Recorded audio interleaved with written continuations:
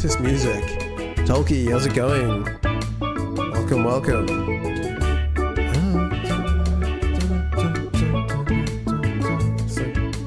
It's like the, by the sea. Man, what the hell is the controls for that? I've lost it. Let's turn it down a bit. Awesome. Okay, desktop, no chat. I still remember where things go. And I don't think chat's showing up. That's weird. Activate. That'll do it. Now I can test. Test. It's showing up. Damn. I'm not in frame. Hang on. I'm gonna move over a bit. Hello, hello. Welcome to the stream. We're back again. It's the end of the month, which means I'm playing your games. And I've got a game here. If I run out of games, I'll play my... Oh, I won't play mine. I'll work on my own game. Awesome.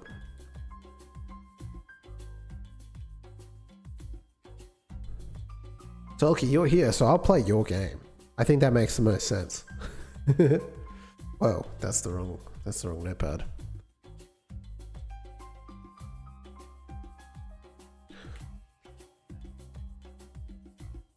I've got new tricks. Hello, Rustlin. It's pretty short. Oh, what the heck? Am I zoomed? No, I don't know. I got a new plugin to help me like keep things all in check. So now it's like full screen, but it's not taking up the whole thing. You don't have to mess around. But now the audio's all messed up. So there's work to be done in making this a more streamlined process.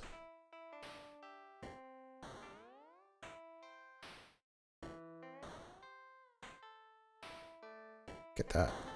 Bring that up a couple of notches.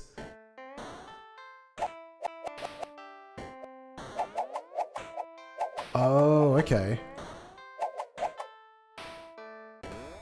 Whoa, I can jump.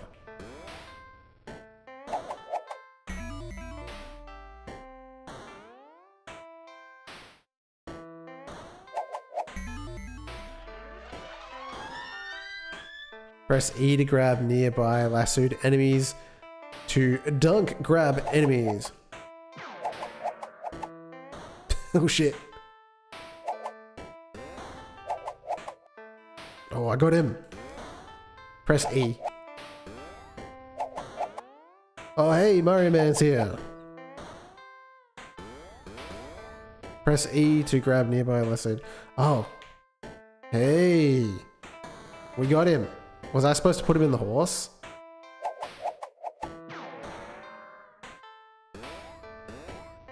I was gonna fall down here. Dude, the horse is not happy.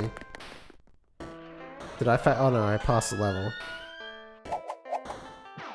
It's pretty cool you can do this kind of stuff. Dude, how the heck?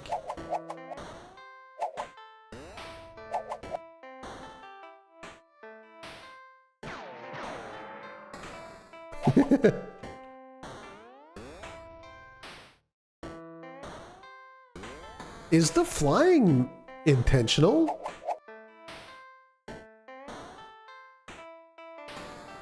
Oh, because you're dunking them, right? That makes sense.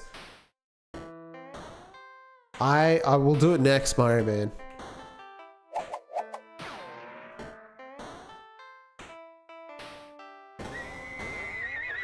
The horse is running off. Was this for a game jam? Oh, you can lasso chandeliers. I'm really... Oh, yeah. Oh, shit. Okay, the physics are a bit funny. But we got it. Alright.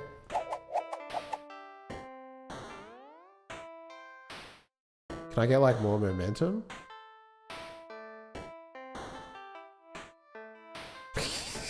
Whoa! Holy shit! I just jumped so far. Okay. No, okay, just an early version of a small game. Yeah, that's cool, dude. This is fun. Oh, wow. I got, like, transported. Okay.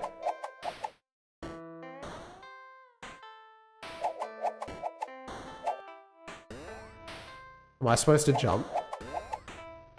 Yes. I did it. It's pretty generous. I like that. Game Maker community.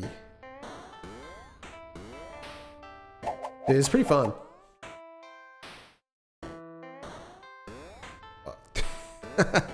I think there's like some stored up jump power when you like let go of this thing, right? Because you're supposed to jump when you like let go. But if you just let go... no. Okay, I don't know how I'm doing the super jumps.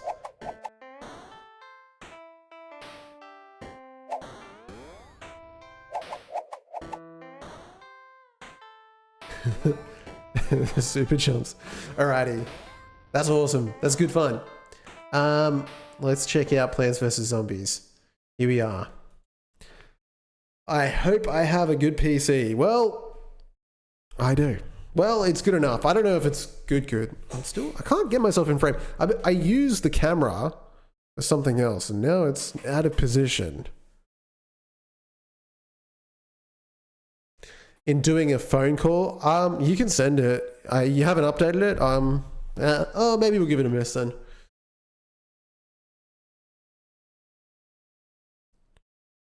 Dun, dun, dun. I got a new trick, Mario Man. Check this out. I can make things full screen within the space to my right.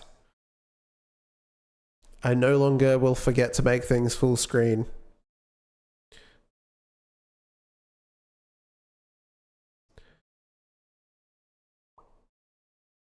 I can hear the fans spinning up.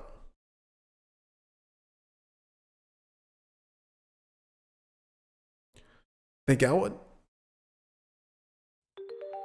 Check this out. This is sick. Free play.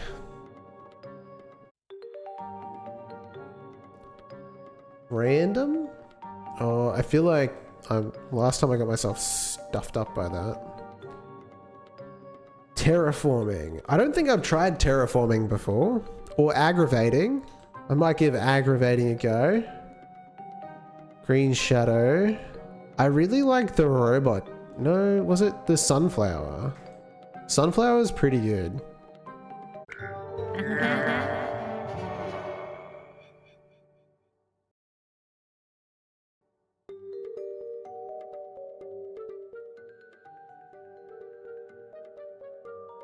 What does this do? Deal 2 damage to a zombie, you get 1 sun for the rest of the game. I don't have any zombies out, but we do have anti-hero. Tell us, it's Bencley. Change my username. Hey! We're doing good. We've got community game night, so we are playing games from the community.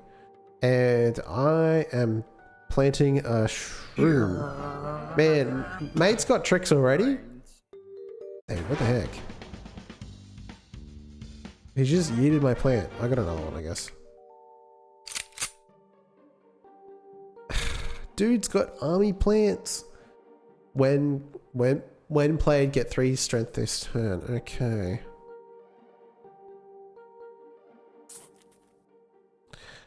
And I can also deal 2 damage to a zombie and I get 1 sun for the rest of the game. So I can kill that guy.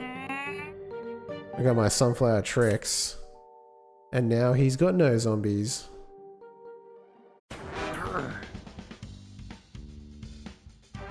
Dude, I got this in the bag. I'm so good at this game at this point.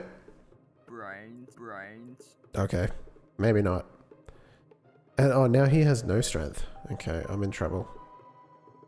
Gets 3 strength this turn. Hell yeah, dude. Plants here have frenzy. You don't have to... If you don't shut up, I think I might just power. Okay, so this guy doesn't do anything, but... When played, this does bonus attack. Oh, hell yeah. Well, if you plan to do a second match, I would recommend doing the second most recent zombie preset deck. Yeah, tell me which one it is and we can go. Damn, I just took that guy out. Do I have team up? I don't have any team ups. Alright, I'm just going to smash him with this. Dude, get wrecked. 5 damage.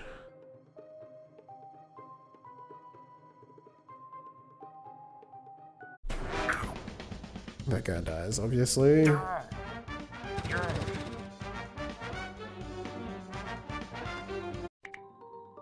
Brains. Dude is just coming out with them. When played, this gets 3. I can play both. Second last desk. Yeah, I'll let you show me where it is. Dude, this guy is going down. Oh, he just killed one of my dudes.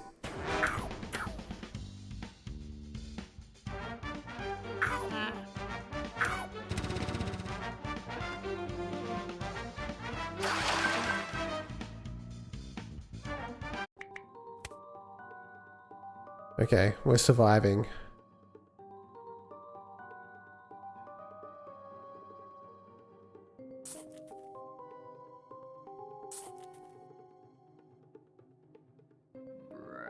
Dude, just putting trash down.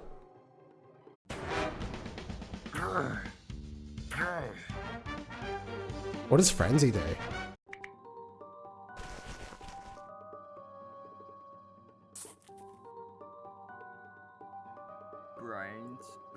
Brains. Oh my god.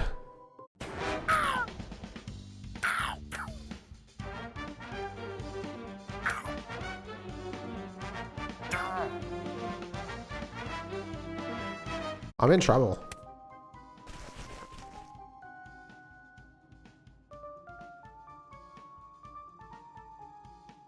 I'm still waiting for the turn to finish. Okay, there it goes.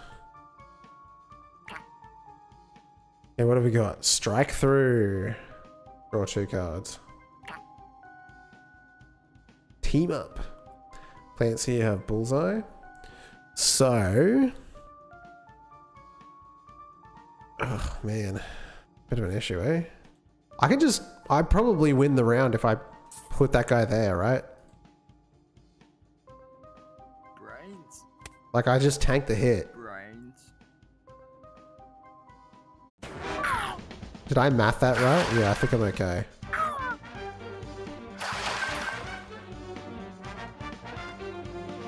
Okay, I didn't math that right. Might actually lose. All zombies get -1 strength. So I can kill a zombie. Oh, I just took his health. No, it's the wrong thing. Okay. We're in trouble. We have to put something down to take the hit. Brains. Oh my god. Brains.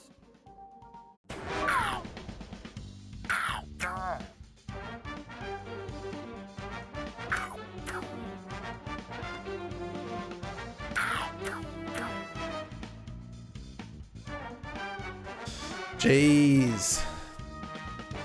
I'm gonna lose. Brains. Jibloxy is banned. Welcome to the chat.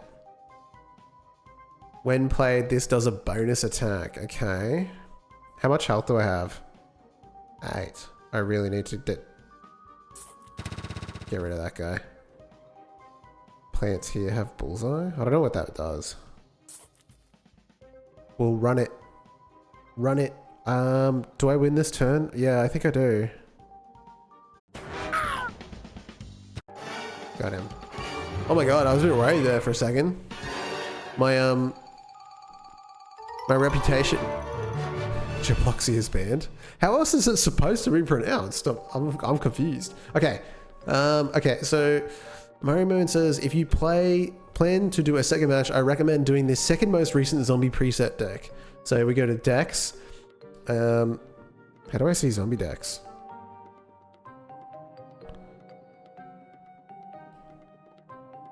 To get to the deck, go to zombies. Okay, hang on a second. Replay, single player. Decks. I can't see. Oh, I have to press this button here. Okay, here we go. And then go to the second page. Someone go down, then right arrow, and then the second last deck. This one here, Bouncy. Does the person of this game know that Plants vs. Zombies is copyright? Because there isn't any Plants vs. Zombies. Yeah, we are aware of the copyright infringement. Okay, Bouncy, this is the one, right? Second last.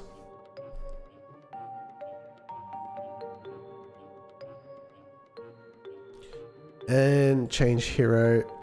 Who do I want to be? This guy here is kind of scary. Actually, Leap is better? Okay. Leap. Dude, Mushroom Man. My voice cracked a bit there. That's kind of funny. Yo, why is he looking at me like that? Start of this turn, transfer all zombies here into a random zombie that costs 1 more. Okay. Gargantua costs 2 less. Okay, so I can only play this, but zombie gets 2 health and frenzy. I don't have any zombies to play, so I guess I just roll for next turn.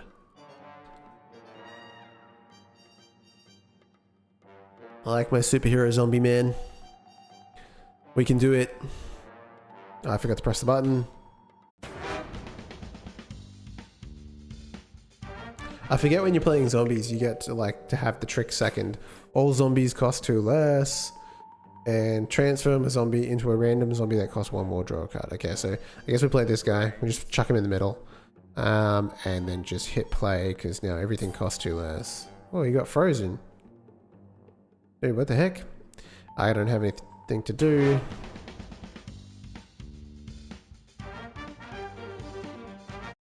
Dude cooked me. Okay. So now I can do some real stuff. Gravestone, start of tricks, get 2 brains this turn. Oh, damn. Damn.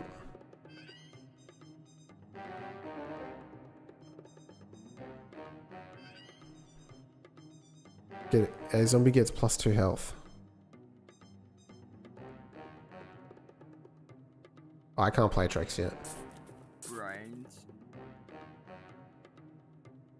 Damn. Brains.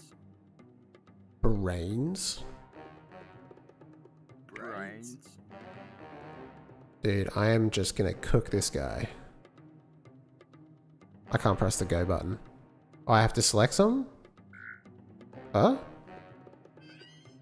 Is that like the penalty? I didn't read that properly. Yeah. I guess I have to like take something back. Ouch. I guess we're even. When played, get 3 brains this turn. Start of trick, get 2 brains this turn. When played, next to a zombie, conjure a superpower. Damn. All zombies cost 2 less. Let's go with this guy here. And then now I can play, get 2 brains this turn. I need someone to tank the hit. When played, get 3 brains. Into 1 start of turn, transform all zombies here into 1 that costs more. Okay, we'll do that. What? I didn't know he could do that. Brains.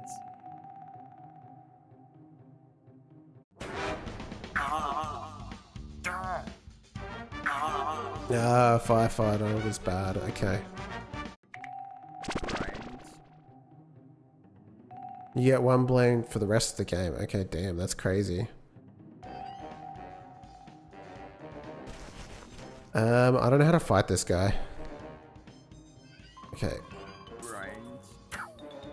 He just killed... What? And he's getting so strong. I'm actually screwed. Okay.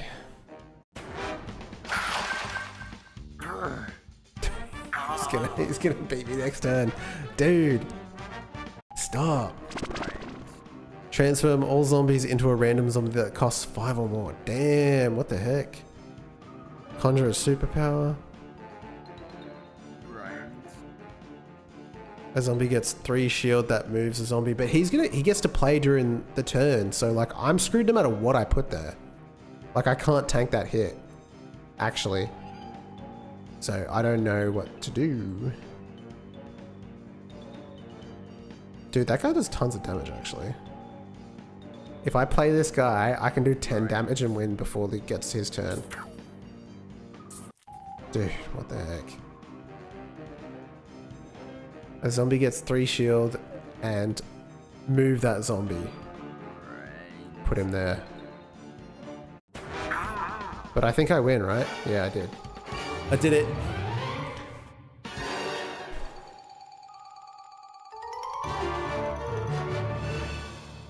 We did it, boys. Dude, I'm just too good.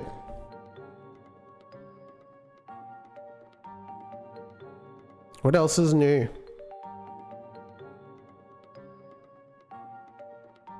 Bouncy? Zombies are pretty good. I don't know what this guy does though. Oh, he's got these tricks. They're alright. Destroy a plant with 3 or strength less.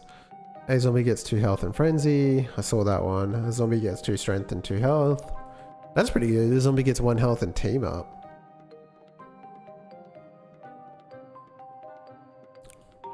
A zombie hides in a gravestone. Okay.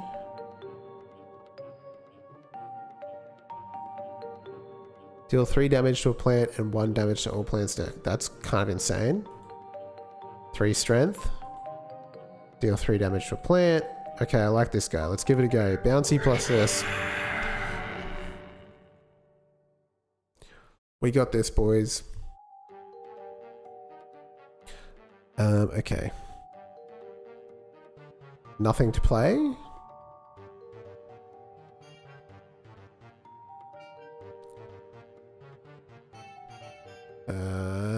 Nothing to play, really?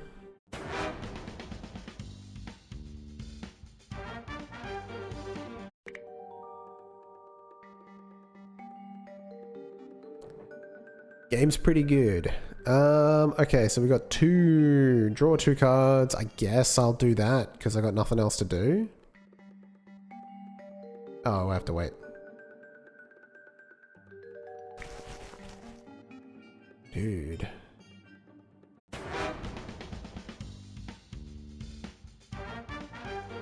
We're just staring at each other while we get more stuff. Grave, strike through when revealed, bounce another zombie. When this enters a lane. Yeah, send us your game, bro. You can jump on the Discord. Give me a second, because I don't think it's like particularly obvious if you're on Twitch. It might be in the about section, but I don't really know. Join the Discord. I'll drop that in the chat.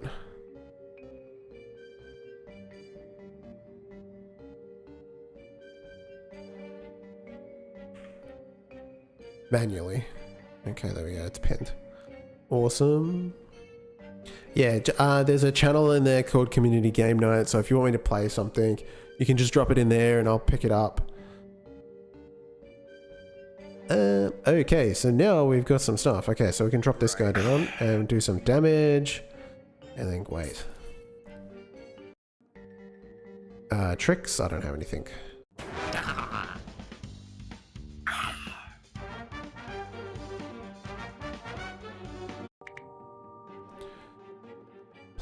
When played next to a zombie, conjure a superpower. When you draw a card, this card gets 1 strength and 1 health. That's actually insane. So I want to put that guy down, but I don't want him to die. So I guess I'm gonna put him over here, and then yeah, then we'll play a trick on him to make him a little bit stronger. Yeah, I can play that. I'll pick that up. I updated it just before I started the stream.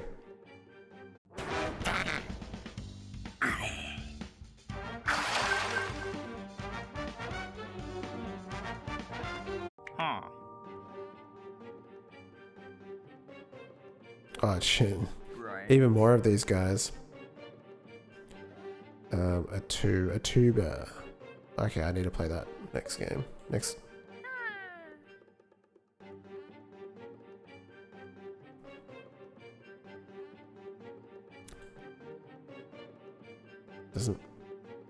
Doesn't matter, I don't think.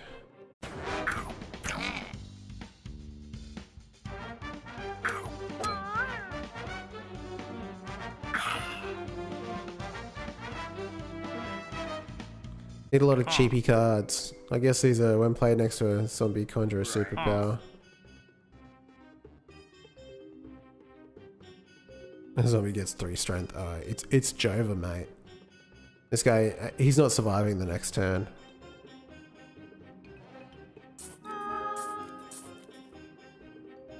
I don't know what happened. Brains.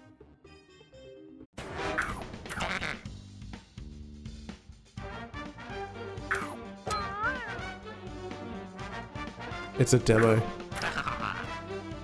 So you can't play it, but I can.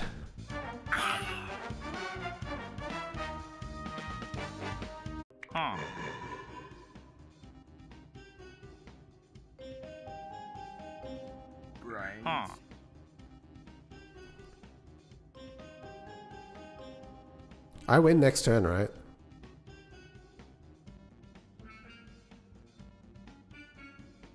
Brains.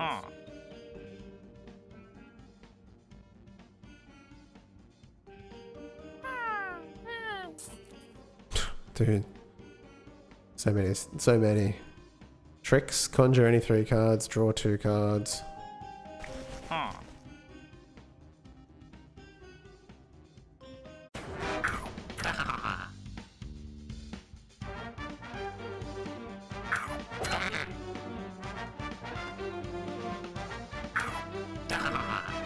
Dude, how's this guy still so...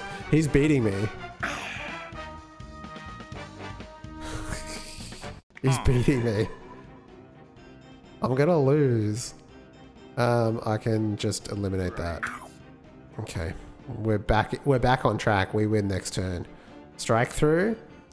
That would work. When play, transform a zombie into a... No, okay, I don't want to do that. Bounce another zombie. No, I don't want to do that. Transform into a random zombie. When played, conjure a superpower. All plants get -1 strength. Easy. Okay, we got this in the bag, man. Dude, how many things can he play? Brains. Okay, he survives another turn. God damn.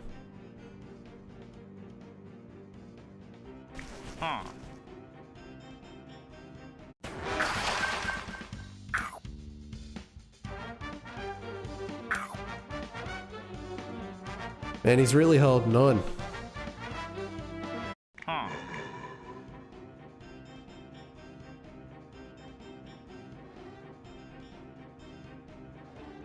Yeah. Brains. I can't read what they're supposed to say. I can't play anything else, can I? I don't have team up in any of these. I don't know what that does. When you play a zombie here, you get 2 brains this turn. Damn. Dude, I cannot break this game. Zombie tricks. Draw 2 cards. Gee, I don't know. Brains.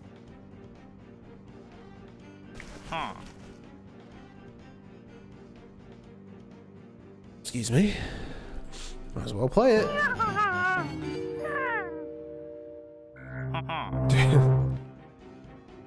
What does this do? Destroy a plant that costs 6 or less. Thank God. I'm going to actually be able to break this guy or what?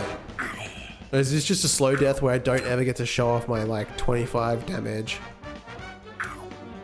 Dude, this is insane actually. I'm just going to have to beat him the old-fashioned way, I guess. Does any of these have team up? Or nah? Nothing. I can't play anything. But I can destroy that. Okay, wait. If it costs 6 or less, I guess. Brains. Yeah. Easy. What does this do? Zombies here have deadly. Okay. Brains. I don't know what that means. But it's there. Dude, he survived it. Did I screw up by putting that down? I actually don't know. Hurry, man, I need you to help me.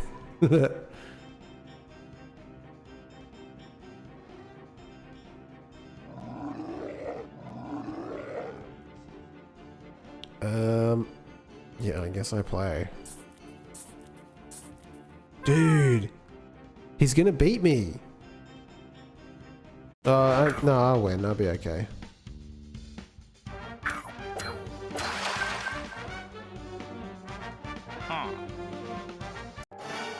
I did it. I can't believe that. I had 27 damage, 28 damage at the end of that. The Blick Meter. The block meter. Oh, he had block meter. Damn. Dude, that's crazy. I think you also sent me something small as well that I'll play since you're here. Oh, this is on the wrong thing, eh?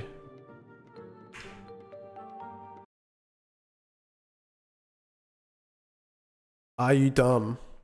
Yes. Yes, I am. I am dumb. It just gets bigger. Okay, but what if I said no to that? Oh, you can't click it.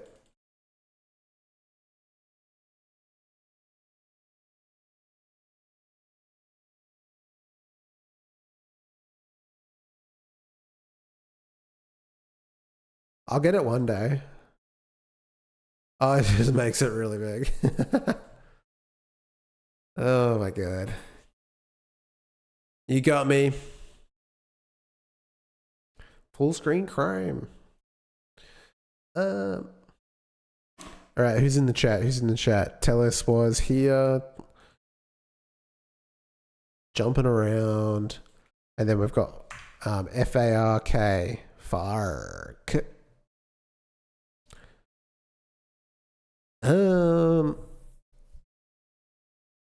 Yeah, welcome to my game. It's called Jumping Around. And in this game, you have to jump on platforms that are falling to reach portals. At the end, you will get your screw, and that's it. I mean, yeah, sounds good to me. It's about as well as I get treated at work. WASD and jump for spacebar. Cool.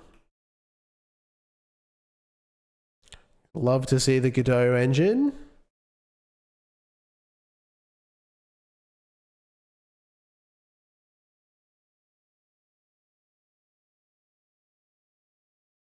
Play. Yay. Okay. Hang on a second. Am I saying everything or am I like I think it's okay. Oh shit. Yeah, I'm kind of bad at this, eh? Dude, the camera. We're gonna get there. Okay, maybe not.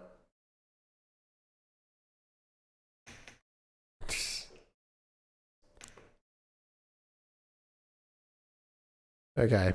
Okay.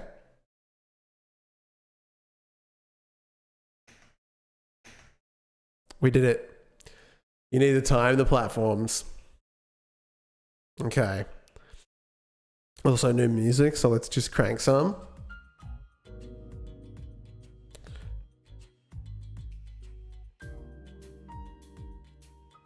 Alright, so I reckon I can cheat.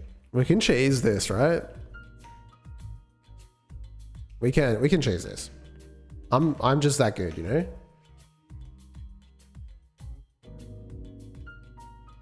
Okay, hang on a second.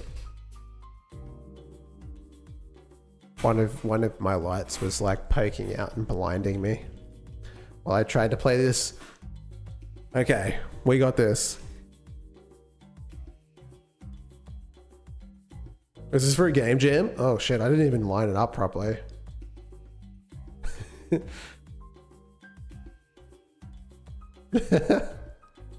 Okay, we got this. No, we don't.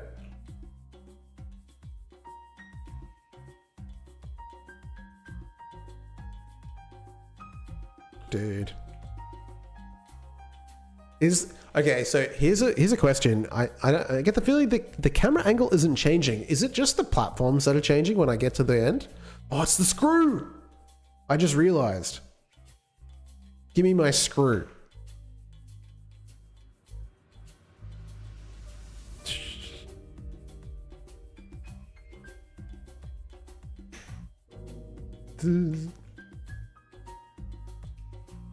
It is the camera change. Okay, interesting. Okay. Dun, dun, dun, dun, dun. We are gonna get my screw, boys.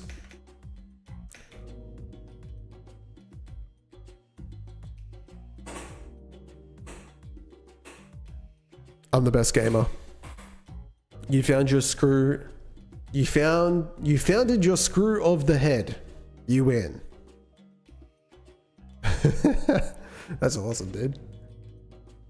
That was just for fun. Raycasting below the character. I would love a shadow for the character. Would help with perspective. It's good advice. I don't know if that was there because I wasn't paying attention. Good game. Okay, so that was that. Oh, FARK. I've got it here. Oh, this one's like full screen. Hang on a second, let me fix up the... Actually, maybe it's okay. Gameplay changes, honestly, it might be more buggy. It got worse. I forget if there's sound in this. I don't think we're missing anything if I'd leave the overlay on. Just been forcing myself to learn Blender. Yeah, Blender is tough. Might be... Blender, yeah. I started by learning Blender before I learned anything about game development. Well, I already knew a little bit because I'd just been like, it's something that I did when I was a kid, but like before I like started learning again as an adult, and I took a whole course on Udemy. I know how to use it. It just turns out that I'm not very good at it. You know what I mean? And I guess that's just somehow how it goes sometimes. There's like an overlay on this. Have you noticed that? It looks kind of like there's a darkness around it. So yeah, 3D design is really hard. I forget what I'm supposed to do. I'm supposed to select.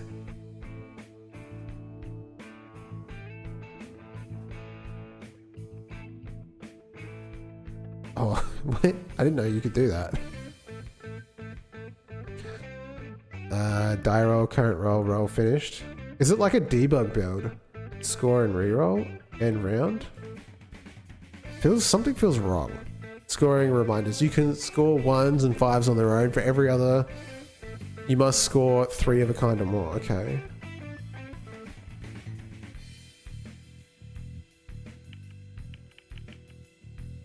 Something feels off.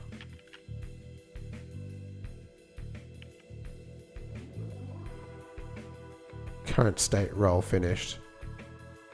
Current state dragging. I like the little debug stuff you've got going on though. I never do anything good debug. Doesn't seem like you can click on the die. No. Let's just restart.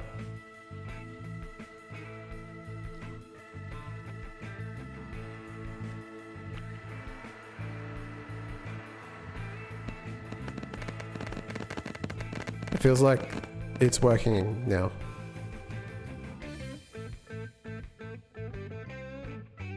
I like that I can pick them up, but could I always... I changed it!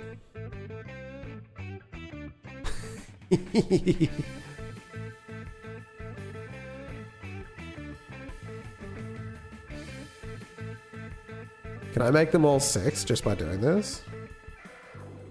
I think there's something wrong. Dude, I made them all 6.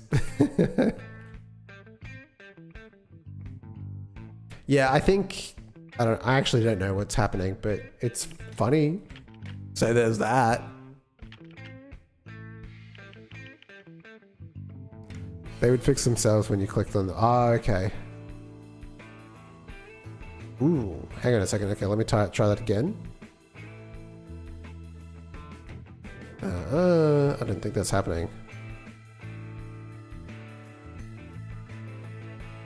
But I remember last time you told me about this. This is like a fixed number. It's already decided before you roll, so it's not physics based. It's all smoke and mirrors. So something, I think it's like it doesn't know what number they've got. You know what I mean? Something like that. I don't know. I'm no expert. I just make tutorials. Okay. Well, we'll give that a go another time. But then it's time for monthly favorite, Trench Night. Trench Night is back. We might actually need to change the camera for this. I think it's this one that I use. I don't know. It might break my PC. That's okay. We're gonna run it anyway. There's no chat on screen though if I do this one. There is chat on this one. This is it. Yeah, this is the one I like to use.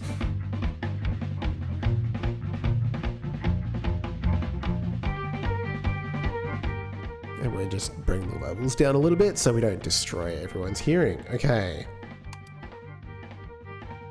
Endless mode, main menu, God, select God, start, tutorial. Heretics line these walls. Remove them. Dude, the music in this is so good.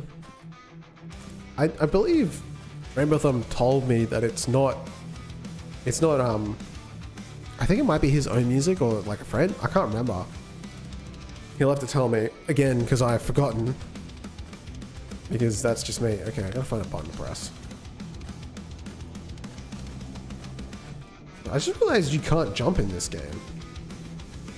Dude, is Trench Knight like okay? Does he not have legs, or maybe his His armor is just too heavy.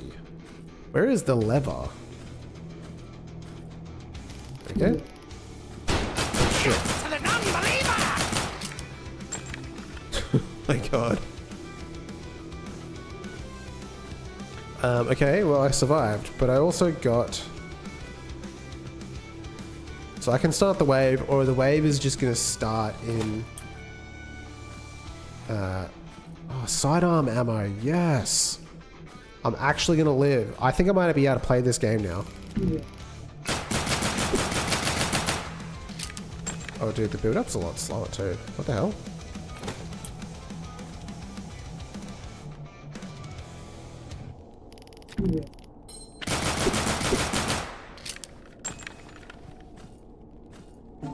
He did say he was going to do an easy mode for me.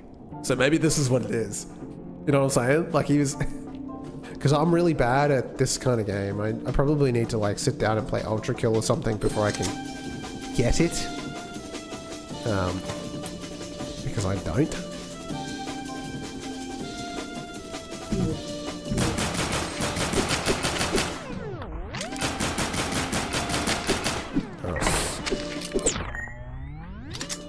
This room kind of sucks though.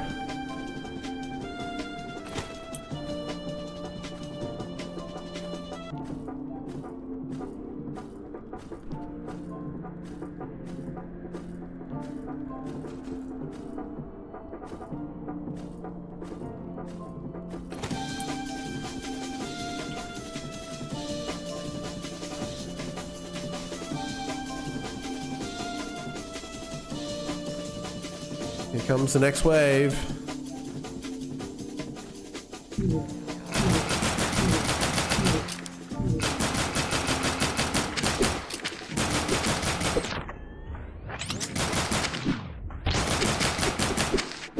Ugh.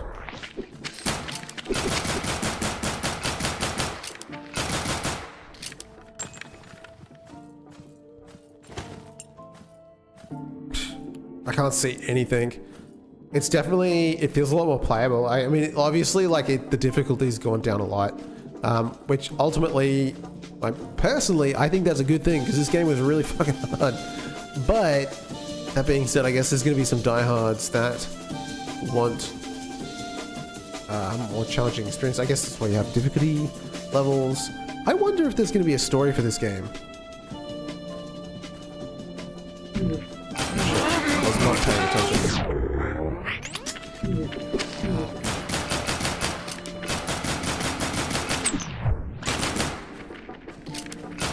There's so many.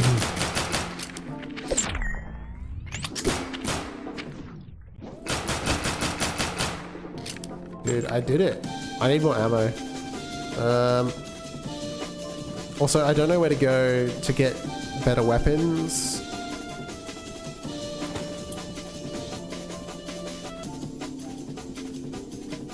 E to purchase revolver? We'll give it a go. More weapons is always better. Here comes the next wave. I gotta get out of this room because it's really bad to play in. Okay.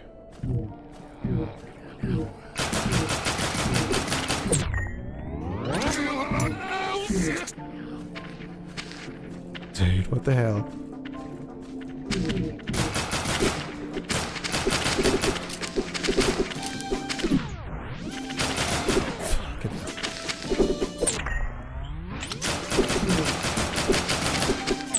I'm pinned down.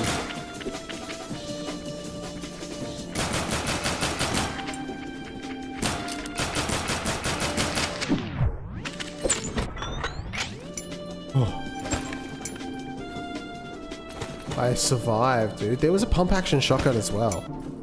Hang on a second. We need to go back and find the pump action shotgun. E to purchase the pump action shotgun. Hell yeah, dude. I need to add more armor.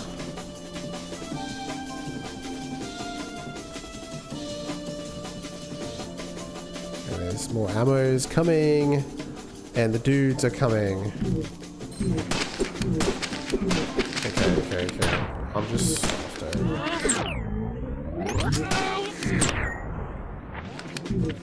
Let's see anything.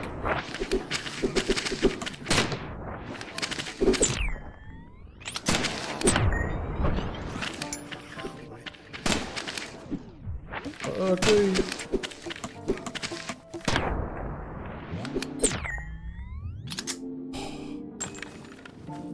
I survived.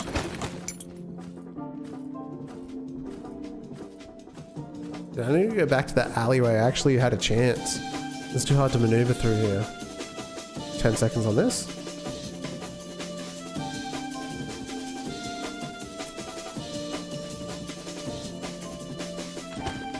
Okay.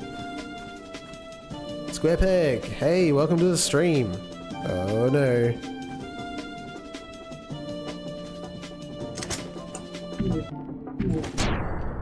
Run.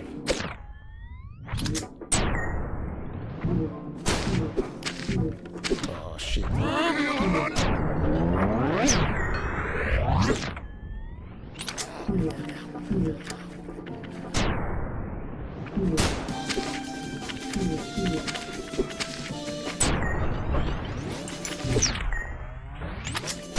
Okay.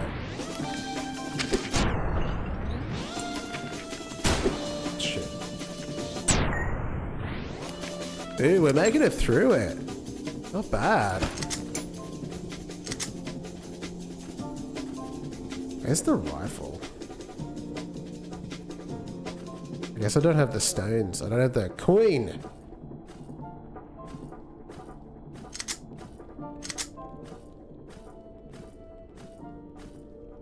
Box of ammo. Cursed toxic gas. I don't know about that. Assault rifle? Launcher. I feel like the places you need to stand for this are like... Them no mercy.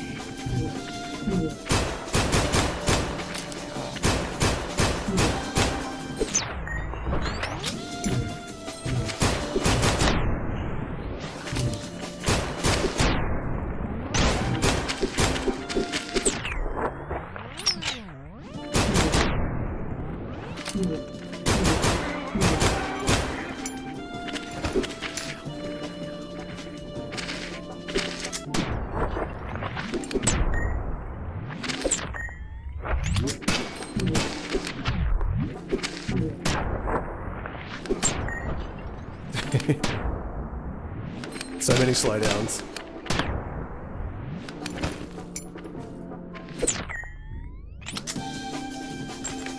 I did it. I beat easy mode. Dude, that's actually way more fun to play. See, I think like, yeah, it's probably a lot toned down from what it was, but I actually made it through and I had fun. So that's something. I wonder if I can tell, like, so I was playing on the most easiest mode. Skill issue? Yeah, you could say that. But at the end of the day, you have to like, you know, like, yeah, I'm kind of shit at these games. And I'll be the first to admit that, but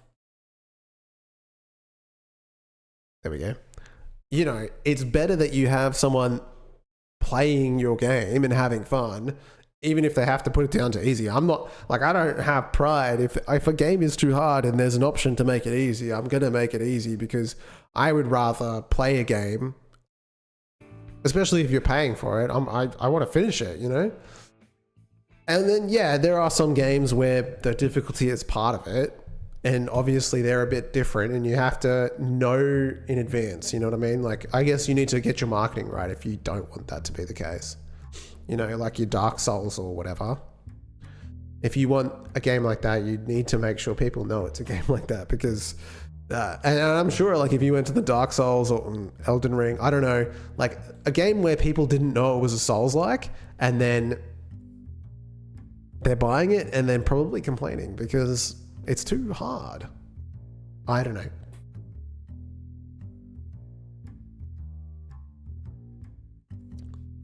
Do we have any more games in the queue? I don't think we do. We had a short one this week. Tis a joke. I have options. Having options. Well, no, I still think it's good to talk about. It is definitely a skill issue though, because like me and Rainbow Thumb, I think his screen name is, we've talked about this game a lot, and it's like, it's a difficult game. There's no doubt about it. But like, I think it's got potential and it's fun. But I'm really bad, and so every week he watches me play and probably gets frustrated. And he said he reduced the difficulty, and now I think it's fun. So, you know, that's good. Ultimately good. Oh, and now we have my project. I need to figure out how to do all the things, because I don't know how to do anything.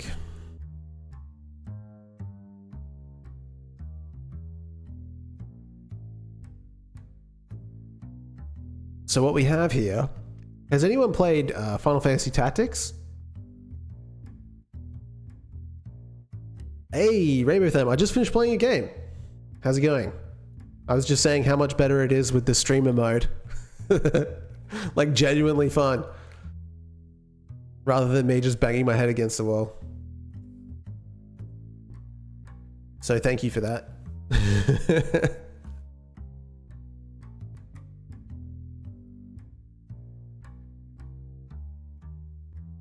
Is this gonna run?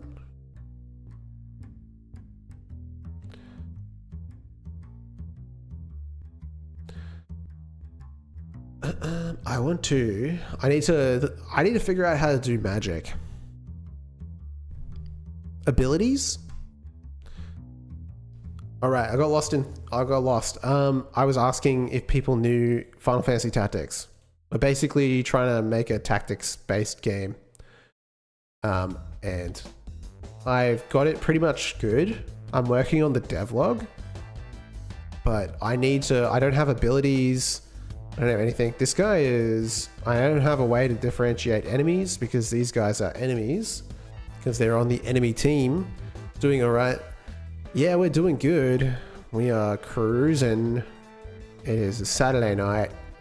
It is almost the end of the financial year, which is super exciting for me, because I'm going to get to be busy at work. Dude, what the heck? I just fucked that up big time. What the heck? It's just standard material override. Make this guy red.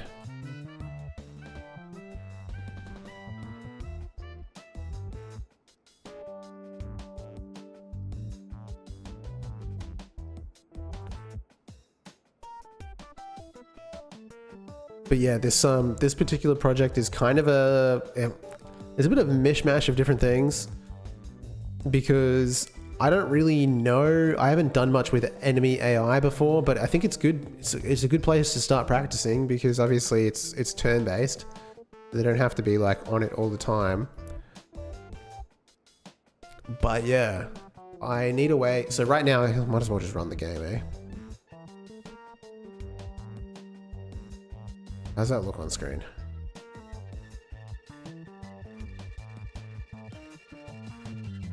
It's a bit pixely, eh? Didn't know it was like that. I can fix that though. So like, you know, you've got your typical moves. Now I think my players are like really overpowered, because the AI was kind of annoying. So I just wanted to try and test stuff out, like kind of tank. So I should be able to. What's the attack range in this guy? It's really short. I just finished the move then. This guy can attack from... Dude, if I just move up one... Oh, I still can't do it. And I don't have a way to... I don't have, like, move going back in time, you know? But that's okay, because this guy one-shots, I'm pretty sure. Close to it.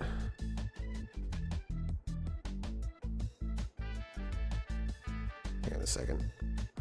Just stand next to him, then it's guaranteed hit. Right? That guy one-shots. Easy. And I lose that guy, and then I just attack him, and I win. Game over. So that's the basic. It's very basic at the moment. And I think I've got some settings in the project settings for the window turned on that I wouldn't normally turn that off. So now I'm thinking, in games like this, normally you have like abilities, not just attack and nothing. So I need to figure out a way to do abilities, but like I don't know how to do anything like that. I've never done anything like that before. And at the moment, everything is controlled by this turn controller. Like the characters don't do anything themselves. So like I need a way of like getting that information. I suppose it's going to be like, you've got character stats here. You're probably going to have like abilities, and then the turn controller can actually display them, because this thing here is responsible for like knowing what can be done. So it keeps track of like, the turn list, the turn order. You should change your game deving, not community. Oh yeah, I should update it.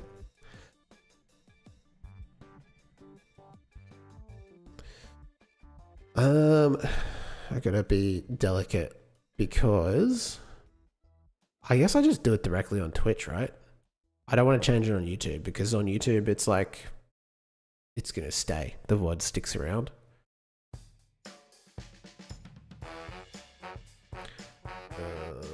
Edit.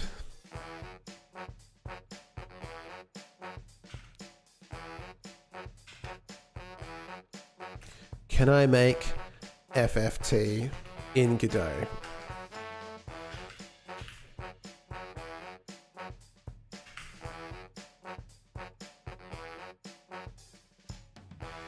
Oh yeah. Done. Oh, because everyone's watching.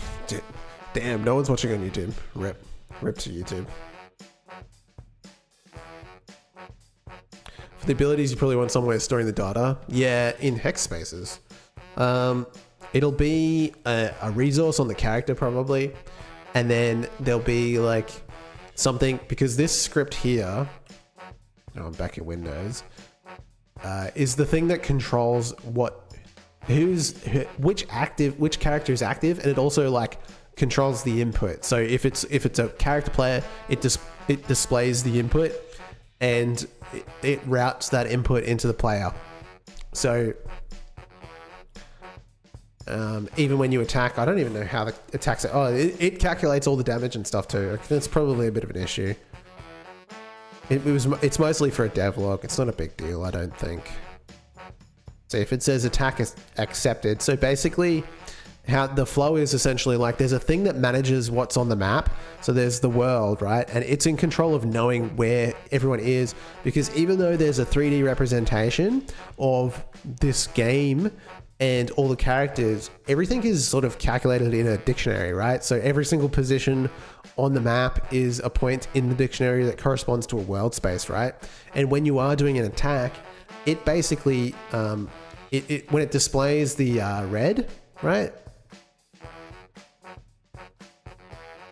So when you press attack and it displays these red, it basically sends a signal to the world and says, show the world where this particular character can attack. And so it looks that character up, it finds its point, and then it displays these tiles as red. And then when you click it, it stores that as like your selected space.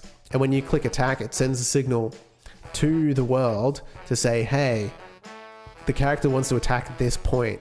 Is there something there to attack?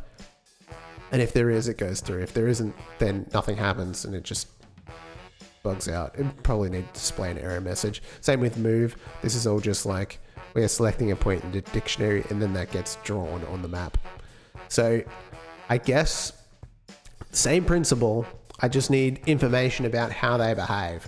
And that's going to be the challenging part, because the range in FFT, when you do an attack, like when you do magic or something like that, or an ability like you want to shoot with your archer, aim with your archer, it normally like, it shows like a red squares where you can attack. And then when you click it, it shows, you know, what does it show? It shows just the 4 squares that the damage is going to be done on. So I think that's already built in, because we can just go off the attack range function. And then when we select it, we just need to signal back. So in terms of how this is going to work, we click Turn controller shows the just. We got a follower. Who's following? Flippin' Bits, thank you for the follow. Dude, I haven't had a follow on Twitch in months. What is up? Welcome to the stream. So, we need to create an ability, and then I think routing it through the way that things are displayed on the map. Doable. Okay. So what is an ability? And where are they stored? I'm guessing on the character. That makes the most sense. It's the way you keep their health and stats. What is good? We were playing games from the community, but we ran out of games to play, so now I'm working on my own project at the moment, which is a clone of FFT, Final Fantasy Tactics. Hello Chaffeterin, and how handsome you look today, D.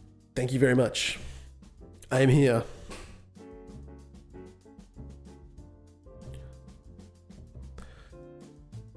Chaffeterin. Never heard that one before. Alright. So we need abilities as like a whole, a container. So it's going to be export var abilities. Realistically, like if I was actually making a project long term, there would be like a single thing, right? Like not only stats, but also abilities. Like you would have a single resource or dictionary where you would just store everything on that. And, you know, like when you're like obviously save and load and all that kind of stuff, it just gets pulled up. Is it a Spanish thing? But sometimes, I call him Mantirin que guapo estás hoy. It could be. That would be like in Italian, Tino, Tini. So you'd be like Shaffatini. Or something like that. That makes sense to me. But I don't know Spanish.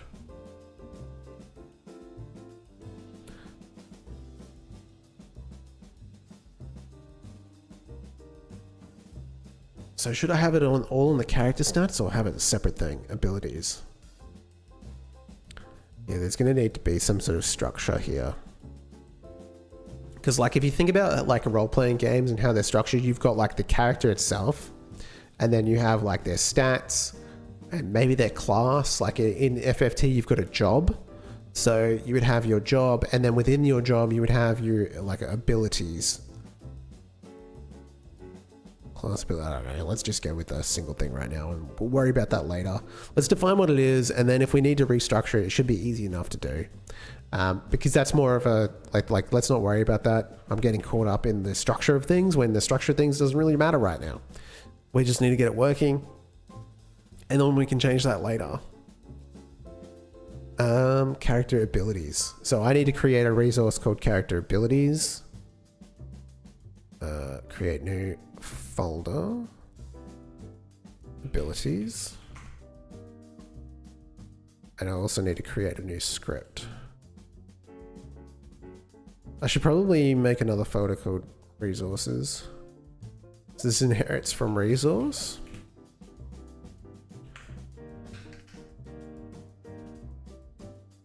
And we'll call it abilities or character abilities. I guess character abilities. Yeah, I don't know why, but like for some reason, when they announced the remake, I was like, I want to make that in Godot now. And it's what I've just been trying to do for the last couple of weeks. Real name, and it's similar, but with a difference. Tellist. Oh, I mean, that's probably not your real name. That's your screen name. Is it?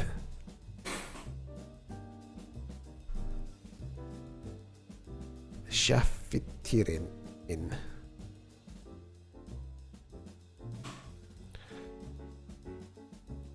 Ishmael. Okay. In English. Yeah, right. It's a pretty uncommon name, isn't it?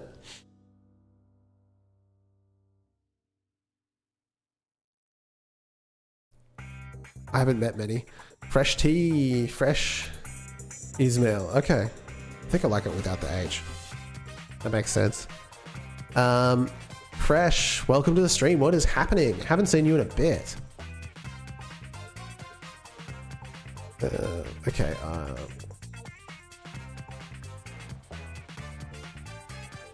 Wait, I already made it. I got lost. Character abilities. Here it is here.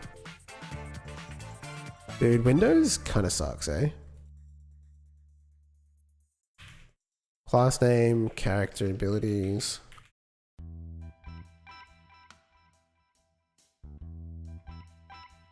Yeah, because I just realized that, like, the resource is just going to be a holder in other countries, but in Spain, I met a lot. Okay. That's cool, though. Was here last stream like 2 weeks ago? It was a month ago. I haven't streamed. I only did the community game night in May, and I haven't streamed since then. So...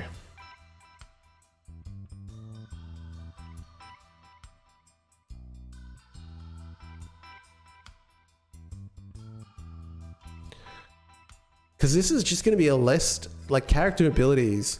Yeah, I'm actually like, this is cooked because I don't need this, right? This just needs to be called abilities. Ability. Oh man, this is actually going to be pretty hard because I need to build like a structure for this. So class name ability, right? And then actually in the character, what we want is not like a character abilities resource. You might have that in a more fleshed out version of this, but realistically we just need an array of abilities, right?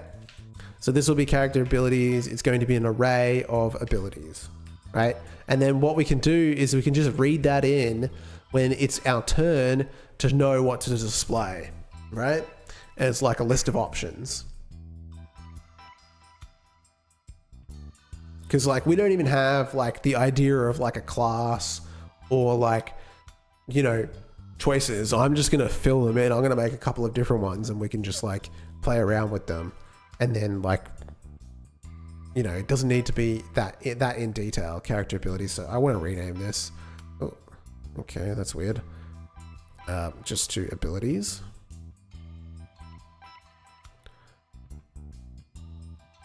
And it's probably going to be ability. Dude, this is going to be crazy hard.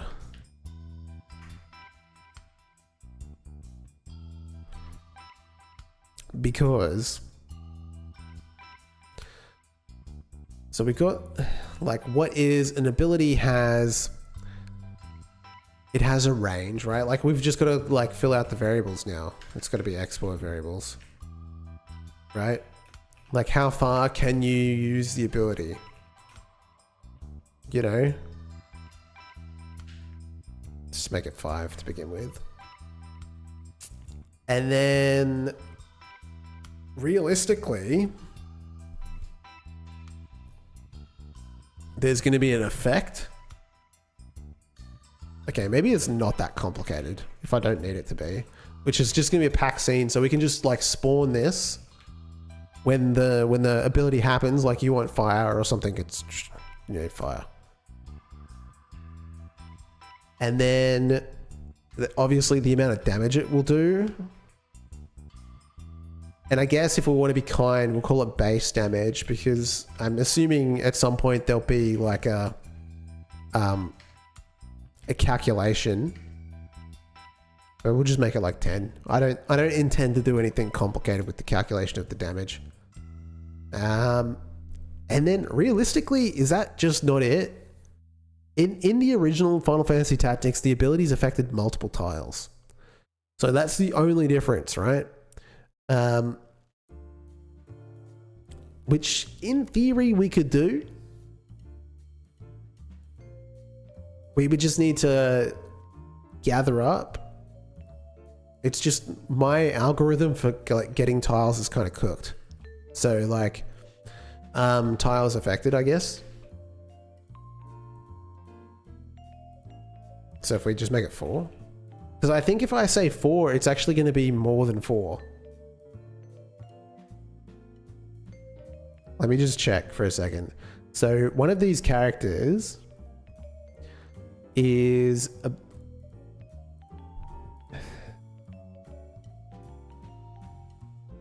How cooked is it? Medium? Rare? Yeah, it's pretty cooked. Okay, so this guy has an attack range of 2, which means that it's actually 4. So that's the number I need to use. So if I go attack, you can see that it's like this. Go back to sleep.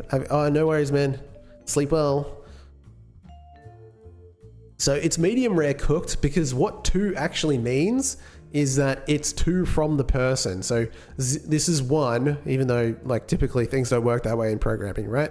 So 1 is the tile you're on, 2 is the next tile over, 3 would be like this one here, this one here, this one here, this one here. So you would just extend it beyond into the next, like, you know, it's just a circle. That's all it does. It's not that complicated.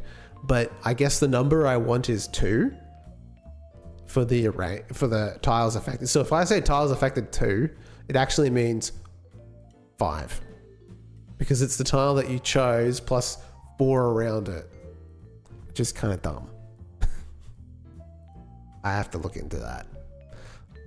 But as long as we know that, we can design something around it, right?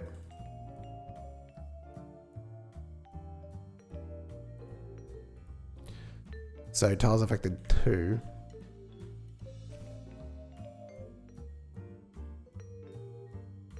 Oh, you fixed the issue you ran into? No, it's all good. Like, let's check it out. Let's see if it's fixed. I could Gamba right now. I'm down for Gamba.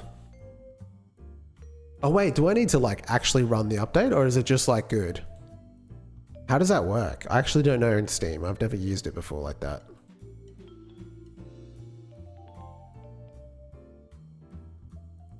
Hard restart Steam, okay. Exit Steam. Oh, it shuts down Godot as well. Whoops. Oh well.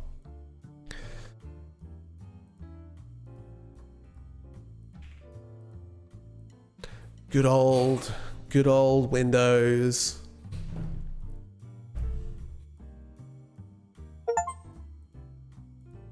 Friend requests. It's not coming up. Maybe it's fine.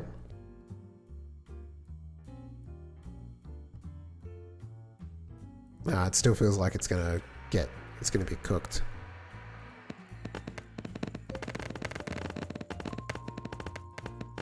Oh wait, no. No, I think it's still cooked. I think maybe we just have to wait.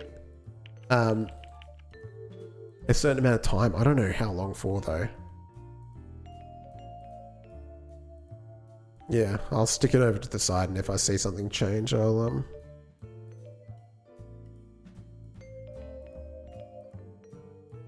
Tactics. How much project progress did I lose by doing that? So funny. Classic.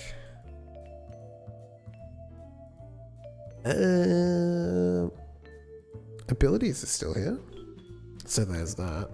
Okay, so yeah, we've got range, base damage, tiles affected, and then like an effect. Is that really all that there is to it? Like, is that complicated? You use the ability. It has a range. 5 is really big, I'm realizing, because that's 5 tiles ahead in a straight line, plus everything around you, but whatever. We'll roll with it. And then we've got base damage of 10, tiles affected. So let's make an ability. So create new resource. We'll call it, it's an ability resource.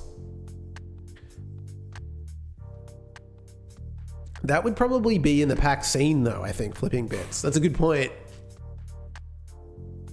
I guess it depends. Like, yeah, you're right. Because if you want to have like some kind of sound before the actual effect loads, I don't know. I guess we're going to find out. We'll call this fire. Fire's always fun. Right? And so we got fire, range, base damage 10, tiles affected 2, and we'll worry about the effect in a second. Oh, actually, I guess we could just make something basic. It doesn't even have to be like anything good. We'll just make a 3D scene. We'll call it fire effect.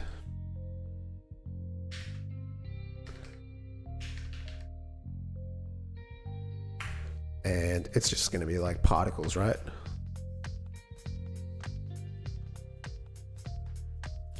Some GPU particles, process material, new process material, draw passes, pass one.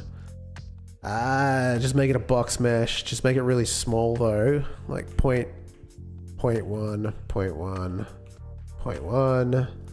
Little dudes here. We'll give him a red material.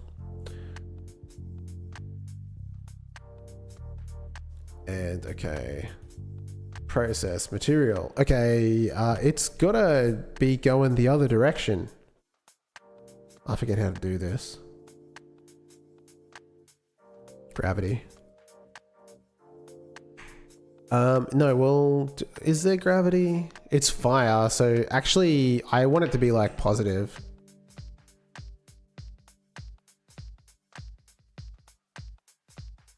Make it lighter. And then I need it to like swivel around a bit. If that makes sense. Linear acceleration. That's not what I really want. I want tangential. What do I want from this?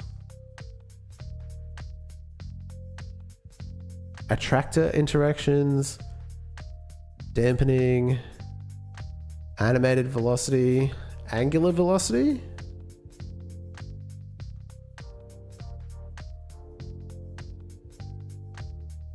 Dude, I don't know how to do this. Directional velocity.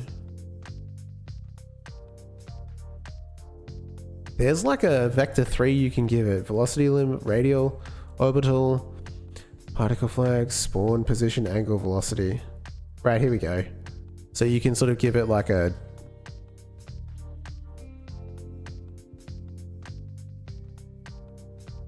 They're not doing anything.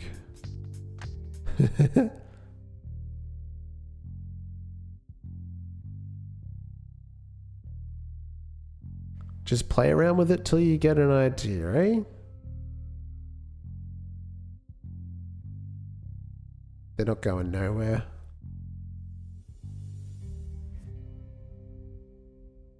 Is it because it's negative? Dude, what?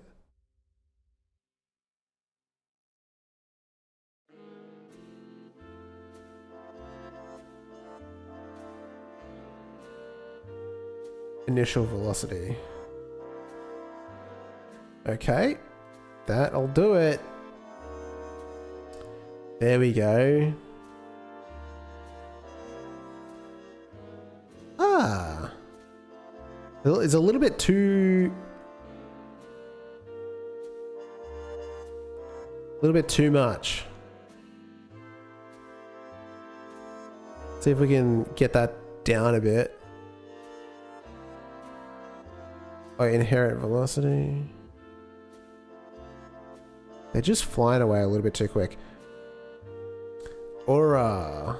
Well, okay. I am still yet to get used to these like max and minimum sliders. You know what I mean? I forget which one. I went around and slid so much stuff around.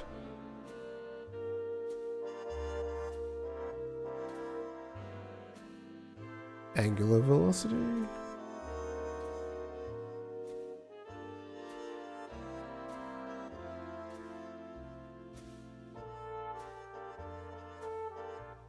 Yeah, linear acceleration, tangential acceleration. Look at this one. It's gigantic. There we go. That looks starting to look a little bit more like fire, isn't it?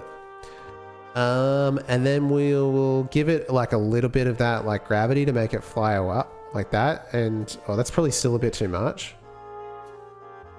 Half it. Not bad. Not bad. And then probably we want like more.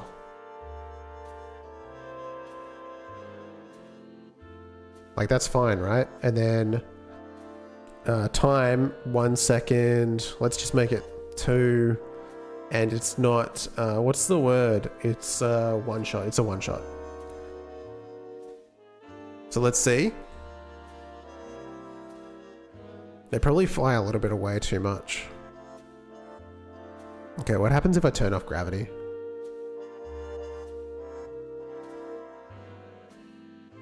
Came through on my end after Steam restart. Okay. Just make it a little bit more random. Gravity.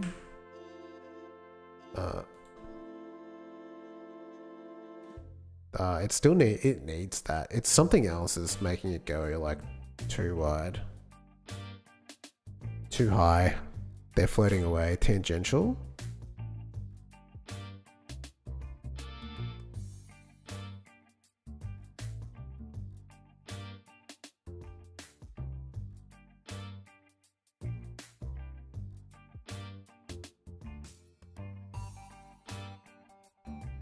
I do like having that little bit of tangential acceleration though.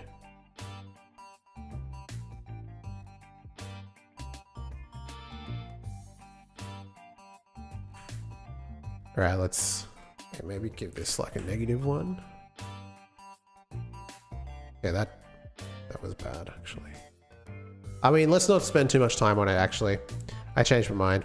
Abilities, okay, this is gonna be in objects. And then we'll just go like ability effects. I already spent too long on something that is meant to be like a placeholder. Okay, so that's all saved. Let's see if we can get this this Gamba game working.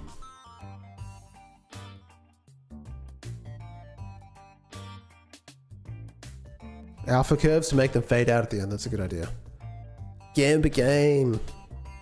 We are playing some dice. Gotta start Steam up.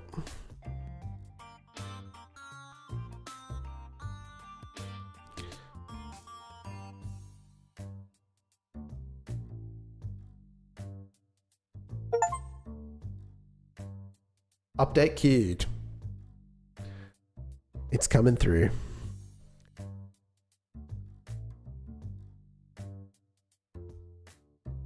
All right. Should be good to go.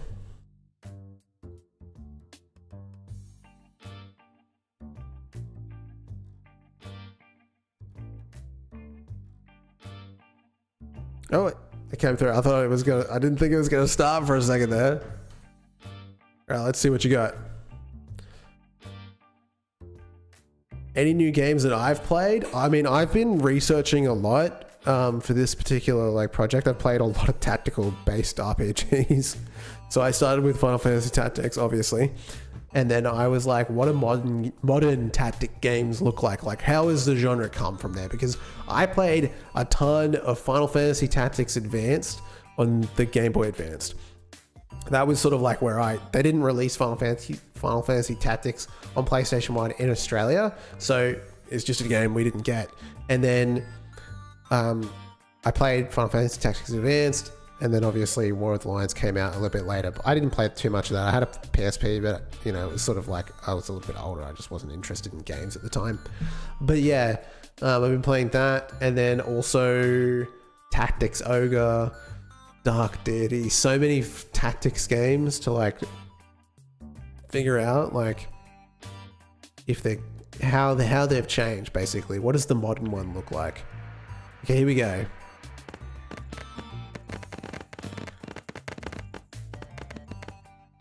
Turn-based? At the moment, yes. Okay, cool. We've got it.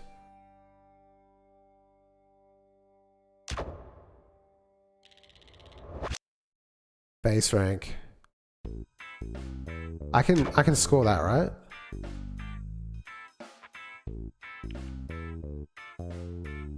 Scoring reminders. You can score 1s and 5s on their own. Okay. There we go. And then it must be 3 of a kind for everything else. Okay. Well, I've got a 1. And then the rest, we're gonna score and reroll. I lose the round if I don't get anything that I can score with, right? Yeah. And then it literally happens. Damn. Let's try again.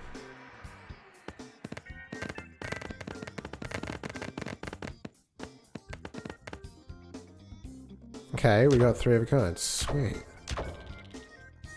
I guess score and reroll or just end round? Because I'm scared now. You can end the round preemptively to lock in your high score. Oh, nice. We can do 5s individually.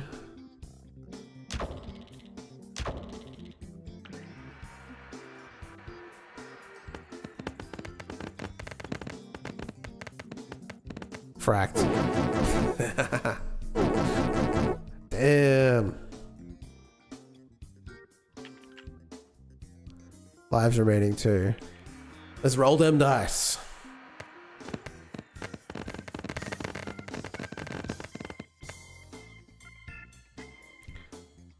We got some 3s. Hell yeah. And a 5. We did it. I gambled. I don't gamble in real life. I can't stand gambling in real life. But in a video game, I will gamble. What do I do now? Continue to score. Okay. Oh yeah, on sale. Charm. 10 per bounce. What have I got? How much money do I have? Current money, 100. Same way, 100%.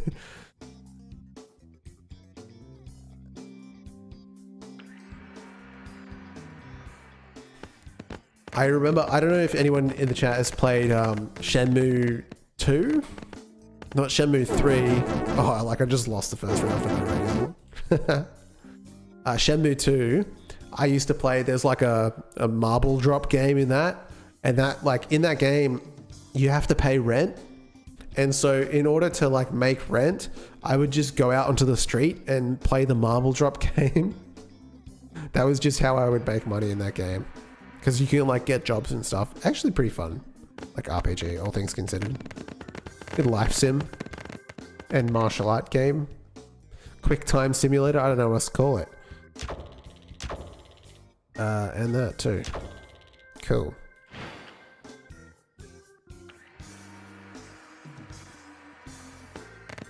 My goal is 650. Damn. Got some 5s. We got some 1s.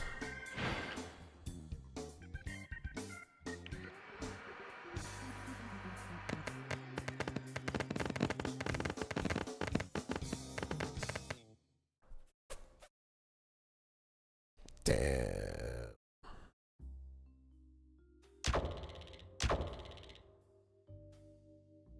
Is it risky to roll? Selected score. I only get to 100. And there is a round remaining. So if I go and I can roll again. You got a straight? I didn't even see it. Dude, I'm so blind. I can't count.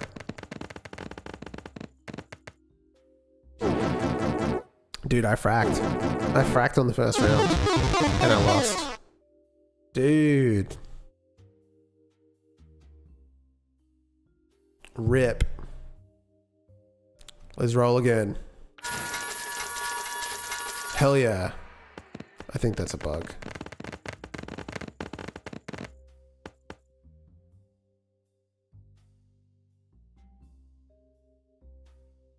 Oh, wait. I don't know why I did that.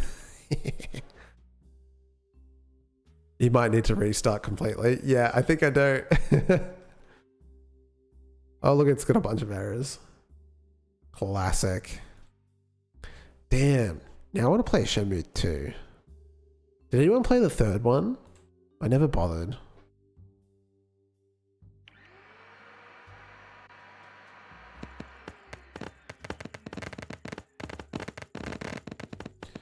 Okay, we got 1 and 5 and 5. And I'm going to take that and move on. Because anything less than a single pickup, I feel like I'm just going to frack myself. Alright. Alright. Couple of ones. Fours. Threes.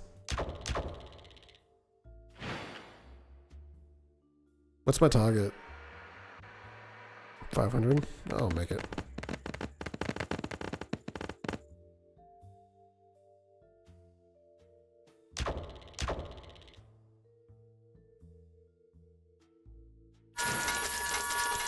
We did it. Cash money, baby. Charm, temper, bounce, life count. Yeah, give me a life.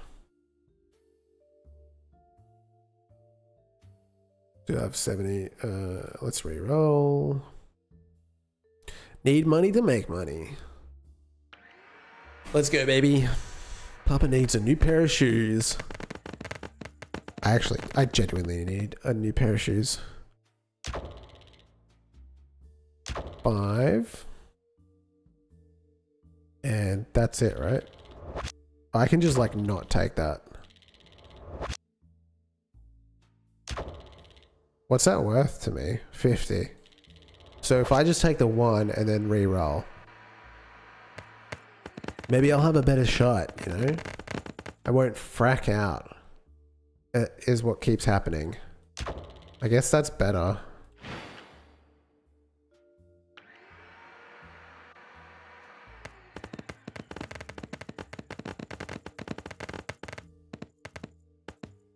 Oh, 2 ones. Should I roll again? I think I'm going to be bullish.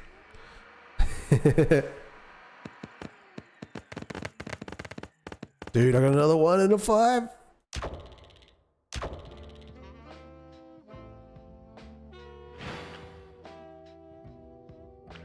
So good. I'm too good at this game. How many rounds left is how you make... How many rounds you have left are how you make money earlier. Oh, okay. 1. Wait, no, wait. Oh, so many 1s. And let me click that. That is it. If I just end round, right? Easy money, boys.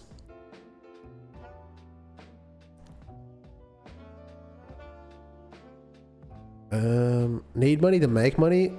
Not enough money. Okay. Dude, really unlucky with those. Current goal 1,000. Well, we can get there. Dude. Oh, I just smashed it? Oh, easy.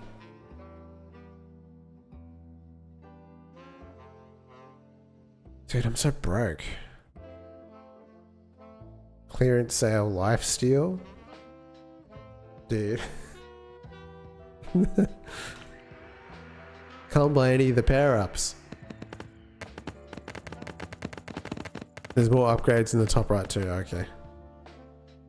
What? Oh. Dude. Am I just like winning this straight up? Total score 1,100. Oh, I'll get next round.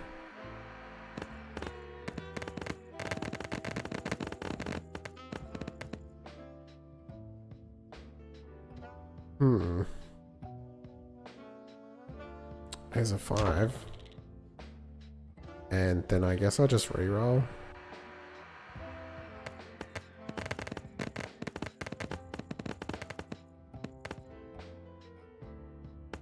Thank you. I think my mouse is running out of batteries.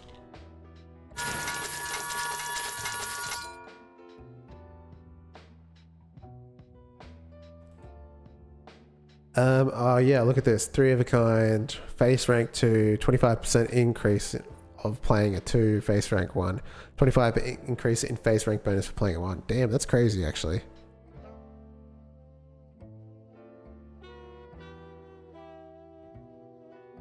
Kickers, 50% increase in kickers for playing. I don't know what that means, but I'm taking it. And then I'm gonna re-roll because these are all shitty. Bouncy die. I want to get bouncy die. Save up for that.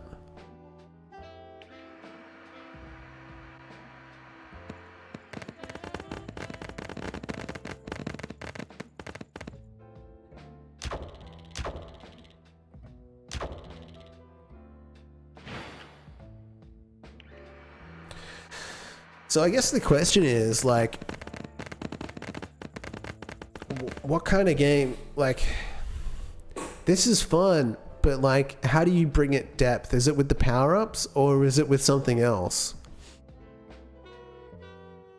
Are you going to target mobile for this?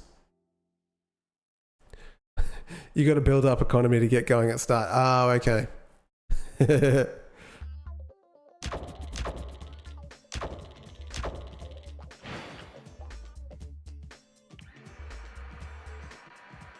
1550.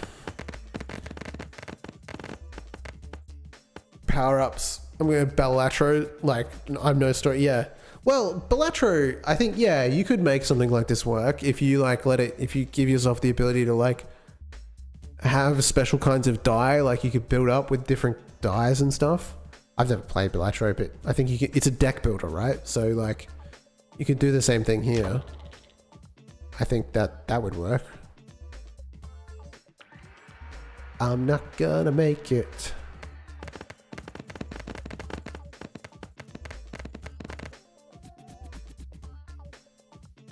There's already plenty of that. You just have to get there.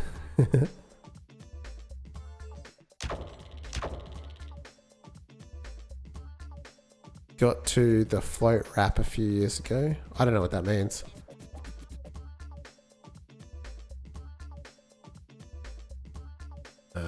End round.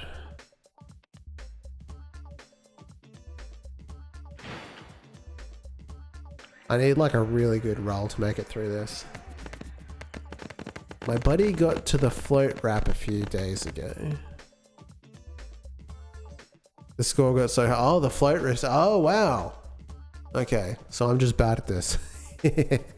Typical. Yeah, I kind of screwed, eh?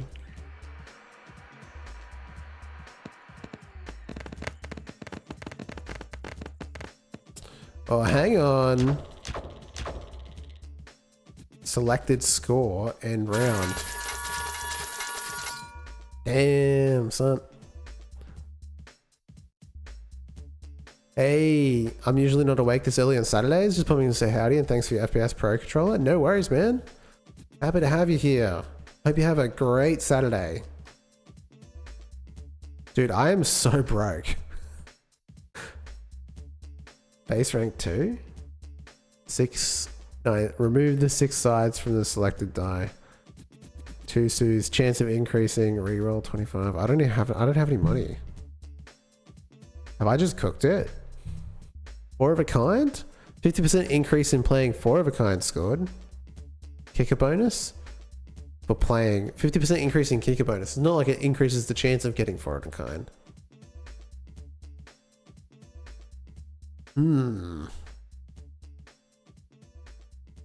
Is my problem that I just can't read? Is that what it is?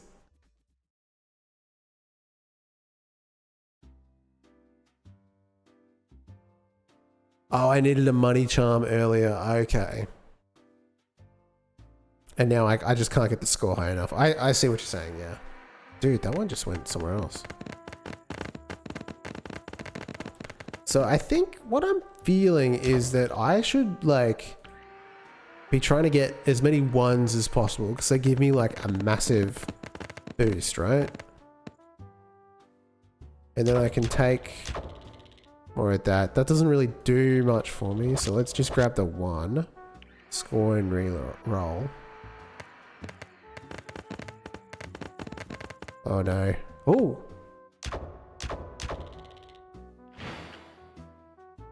We did good. 450 on the first round. Oh, buddy. Okay, we got 3 of a kind for 6s and a 1 and a 5. That's actually insane.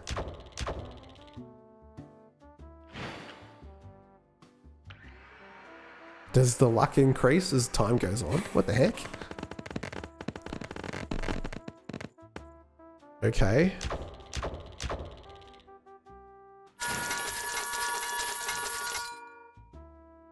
Easy.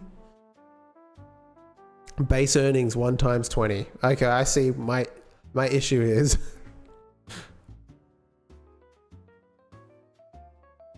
reduce store prices by 25%. Add 1 normal die. Reduce store prices by 50%. So I needed to get that. Okay. Alright. I just gotta keep saving, man. Because I need, like you said, I need money. Restart. Yeah, that's probably the best way to go. I'm broke.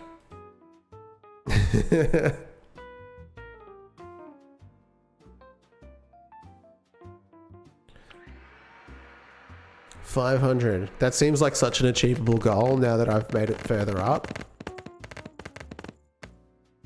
Oh. It's a free win straight away.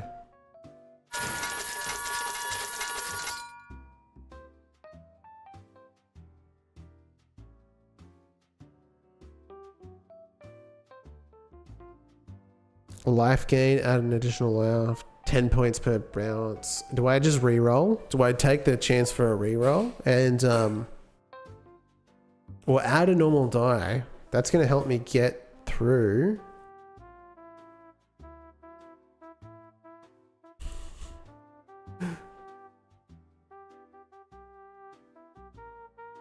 I don't get how scoring works in 3s and 1s and 5s. I don't understand it either. Adds 1 more consumable item to the store now and all future visits to the store. I feel like that's clutch. And I guess I'm going to take a life. No. Go over here. Ones aren't... Reduce the chance of rolling a 1 of selected die. I feel like that's the opposite of what I want.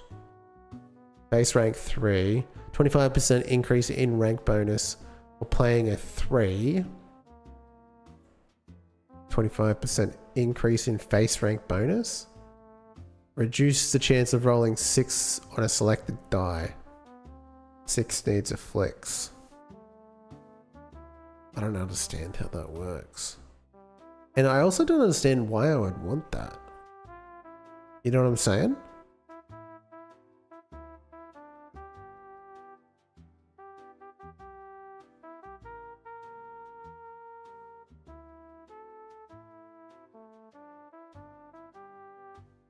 You can fix the deck over the run. Ah.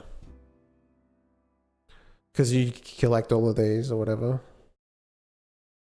Once you have money, you can get the dice only rolling 1s. Okay.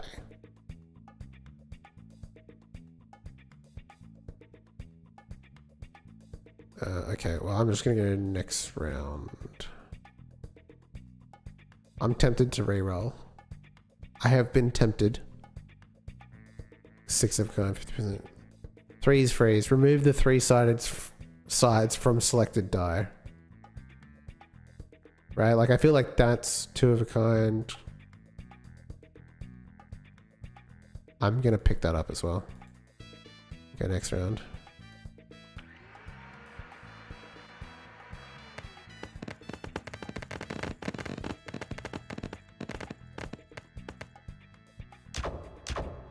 Dude. I'll play that. What was that? That was a 6. And round.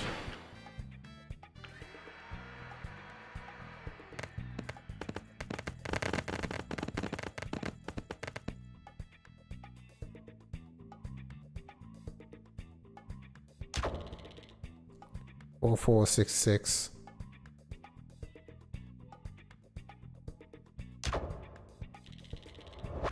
Two pairs? I don't know if you can't, can you score a pair? I don't actually know. I thought it was 3 of a kind.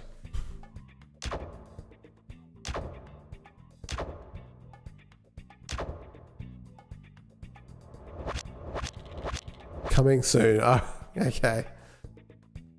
Score and reroll.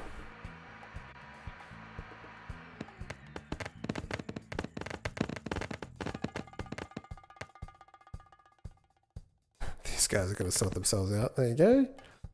Hell yeah.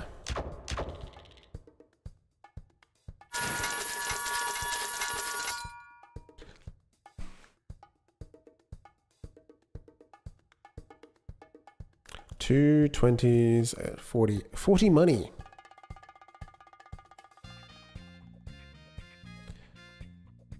You got one of a kind. Face rank 4, 6 sexes. Increase the chance of rolling a 6 on a selected die. 25. Kicker 666. Kicker one of a kind. 50% increase for playing a one of a kind score. Since I'm playing that a lot, I'm going to take that and go to the next round. I do see a bug. When you end the round on a win, you lose it from the money. Damn. It did feel kind of like I was getting a bit ripped off. I'm not going to lie.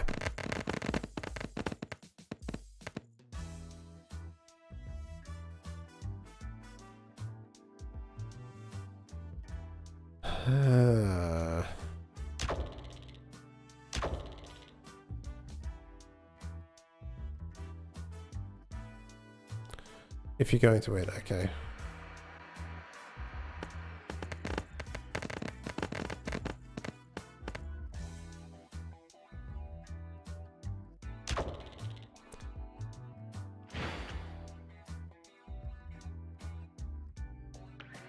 So if I score and re-roll and it goes over the threshold, then does it register as a win, I guess?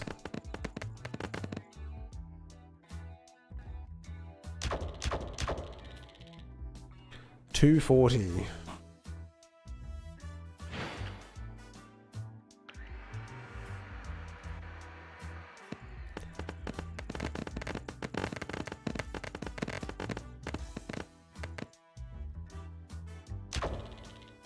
That, and then the rest I can go. Go again.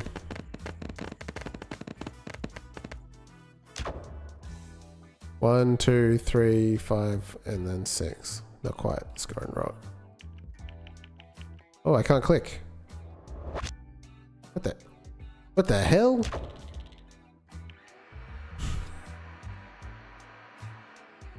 Wouldn't you want to score and re-roll until a Farkle? I don't know how this game works, guys.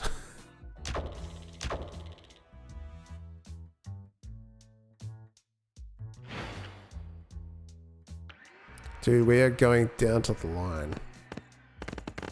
If I get a Farkle, does the score get counted? I guess it does. 4, 4, 6, 2. Oh yeah, it just goes. You would lose what's on the TV if you frack. But there you can see, like when I said score and re-roll, it just said that I won. Dude, why do I feel so broke? Is it because I'm not like getting pairs? Because if I get pairs, do I make more money?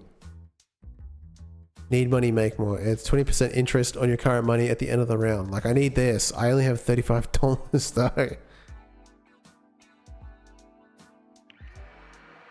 Like what's the algorithm for making like more money? Because like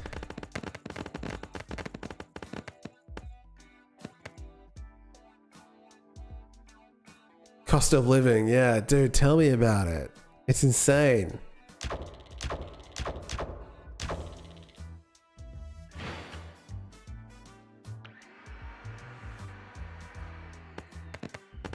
That's why I'm gambling, right? It's the only way to make ends meet. MMFIWI. Fiwi? Fiwi. We'll go with that. How's it going? Welcome to the stream. Money is 100% based on rounds remaining. Oh, okay, until you buy charms. Okay.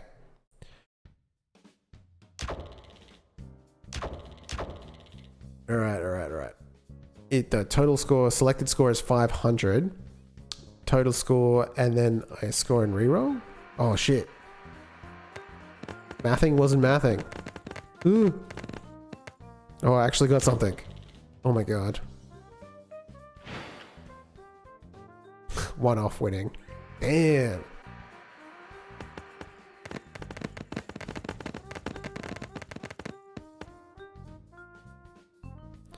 We've got a 5.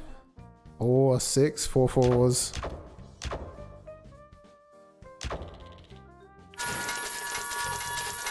Easy. So I made a little bit more money. And now I can buy additional upgrade for... Wait, what the heck? Any scoring that includes a rolled 6 sextuple the score, not including straights. Bro, where did my thing additional upgrade item for sale? Oh my god. I'm gonna go broke, guys. 10 points per bounce. Wait, that's actually insane. I can't afford it though.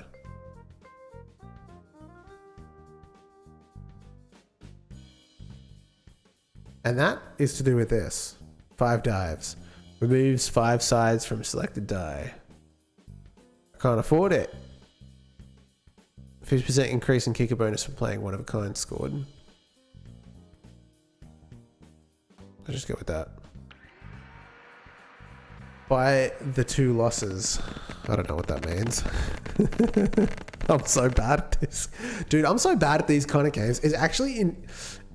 It must drive you guys crazy. Because I was thinking about that that game that you had me play fresh last month. And I was like really bad at understanding losses, not losses. Losers by the 2... Oh. Dude, what's wrong with me actually?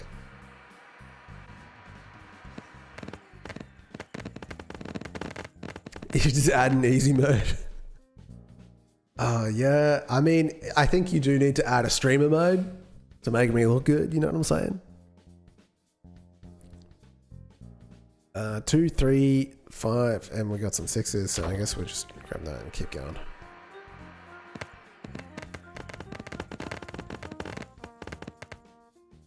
Hell yeah, dude! Look at that.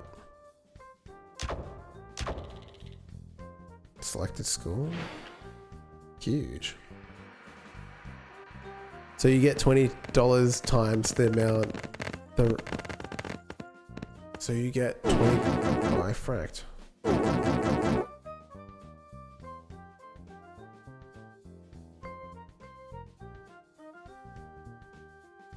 Ripped off.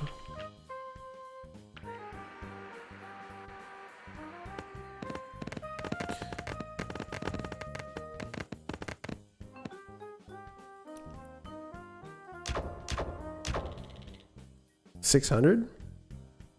That gets us over the line, right? Yeah, sweet as.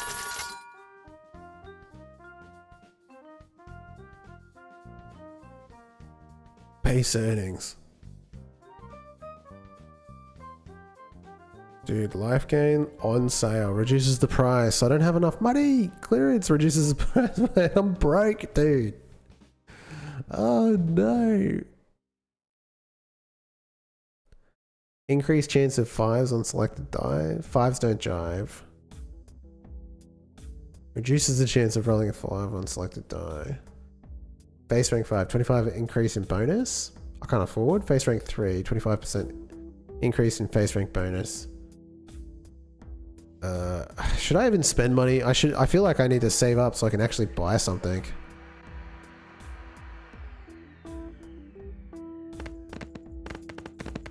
Actually, yeah, I don't know. I feel like I'm dumb. He's learning.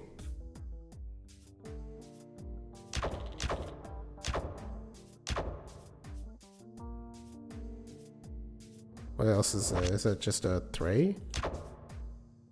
And a 2. Okay. Wait, am I crazy?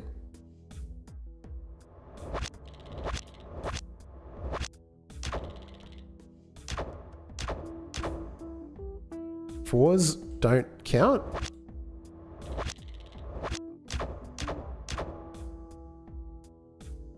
Oh, there's a 5. No, that's a 6. And that's a 3. But why is the top 4 is a bug? Ah. You can tell? Ah, oh, okay. Let's go for break. We gotta bump these numbers up.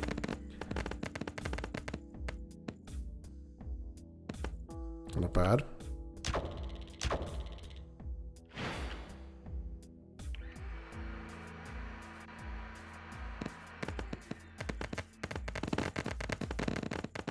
Ooh.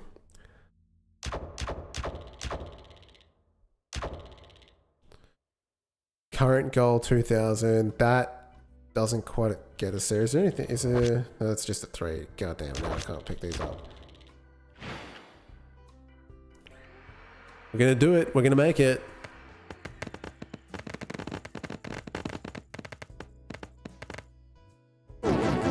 Shit.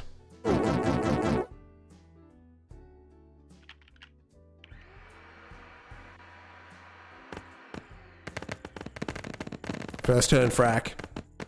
It does not feel good. We've got a 5 and we've got... That's it. So I guess I'll hold that. And then... It's a straight?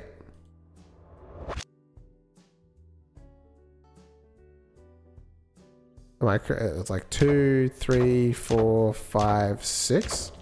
Oh, that counts as a straight. I thought it had to be all of them.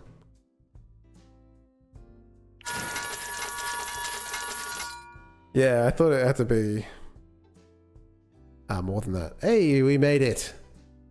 You're like, you've got a straight, please. Please don't miss that. Okay, I've got 90 on sale. Okay, here we go. Now we can reduce the store prices by 25%. Which ain't. It's okay. 2 lose. Remove the 2 side from the selected die. I don't have enough cash for anything else. Let's see if we can even make it. This is my last one. If we don't make it to the next round, I'll just go back to making my own game. Deflation, woo! Yeah, I wish we saw that in real life, you know what I'm saying? And 1, 2, 3, 4, 5. Is that still like a straight? Does that count? Oh, it does count. Can I get bonuses for selecting all of it? Yeah, I do. Damn, end round. Add the 5 and then re-roll them all. Oh, I didn't know you could do that. Okay, so missed opportunity there.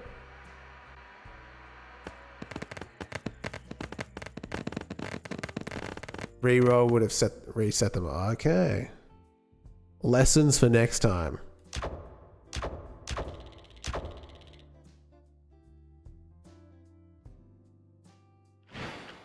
So that's the bone. Like if you get all 6 die, and then you go score and re-roll, it re-rolls everything, and that's how you get these insane numbers. We got a couple of 1s, 2s, 4s. We're gonna have to go for break. We need to get to 2,500. So let's take a risk. Rip. Damn. It might be over for us, boys. We'll see what we get. Got 1, 3, 5, and 6. Do you reckon we can get like another 1? That would be pretty sick. We're gambling now.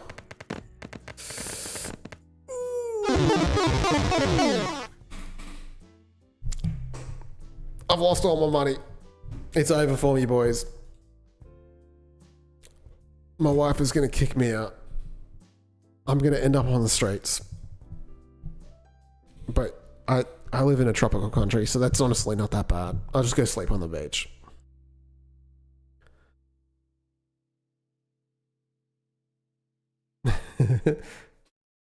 That's a fun game. I might actually go gamble. You turn me into an addict.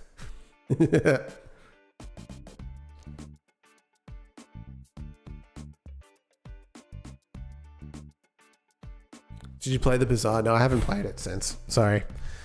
I don't know about those kind of games. Something about them just doesn't drive with me. I don't know what it is. I do like sort of the strategy of it, but I think like my head just can't handle it. You know what I mean? Like I don't know. I don't know if it's like my age. I don't know if it's my age or if it's like something else where if I'm like given way too much information, my brain shuts off. I'm like, nah, can't handle it. And so like I can't take it in. I've been struggling a lot because I've been playing so many of these strategy games for research for this project. And a lot of them are like really dense. Like it's like the same kind of thing. You have to know like all the different interactions and stuff. And I'm just like, they're like throwing tutorials after tutorial at me at the start. And I'm just like, oh, guys, I don't care. Just let me press buttons and I'll just figure it out intuitively. And then I don't because it's way too complicated. We're pretty close in age. Maybe it's just me. You just play and learn it on the way. Yeah. Tiles affected. Okay, so we're trying to do magic here. And we've got a little boop. Fire effect. It doesn't look like fire at all, but we'll roll with it. Let's bump the amount and just reduce the amount of time that it goes for. There we go. That looks like fire. Looks like fire to me. Maybe even make it faster. Yeah, that works. We just need a little script on this.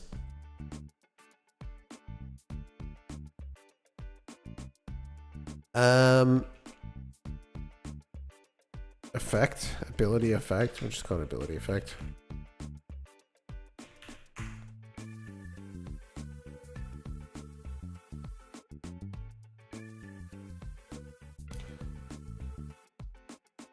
I attached a script. What the heck? Did you guys see that?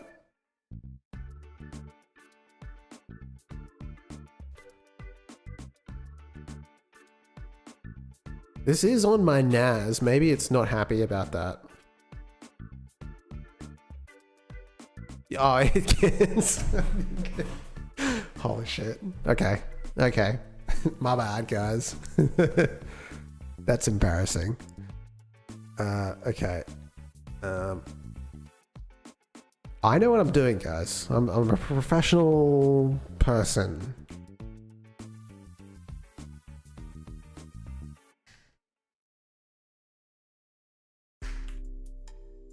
Ability effect. Scripts. Open. We got it. Create. It exists now. Let's just go funk. Did we just fire it on the ready? Like, you know, we'll just go. Dot emitting equals true. And then after it's finished, so there's a signal here for finished, and then we'll connect that, and then we'll just queue free it. So nice and simple, nothing fancy yet. Quaternion, and back over on our fire effect. No, on our actual ability, fire. For the effect, we will have fire effect. Okay.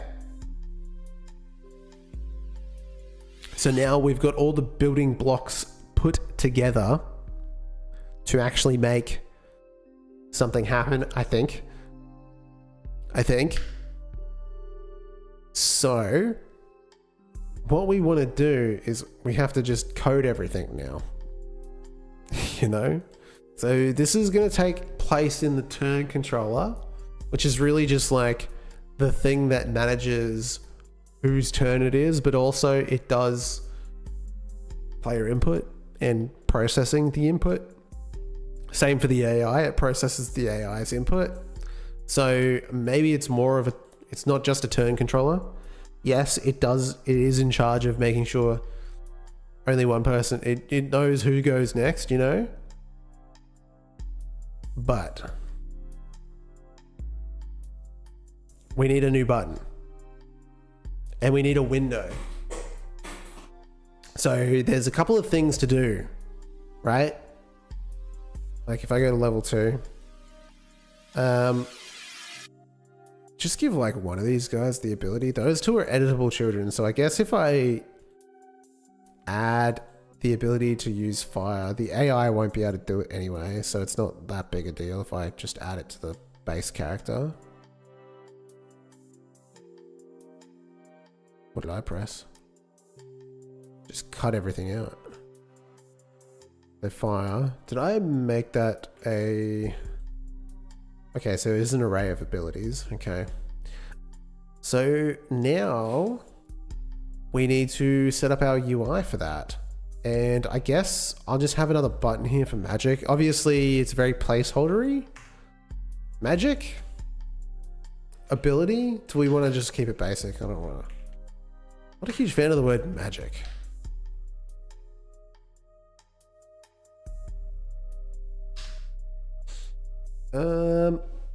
Okay. And it's obviously not going to be called attack button. Ability button. But we also need to like show the abilities. So obviously disconnect that, and we'll still connect it to the turn controller, but we also need probably a pop-up window that appears next to this. Something along those lines. I'm way past. You'll have a good night. Good night, Taylor Hammond, number 9. I will see you next time. Thanks for hanging out.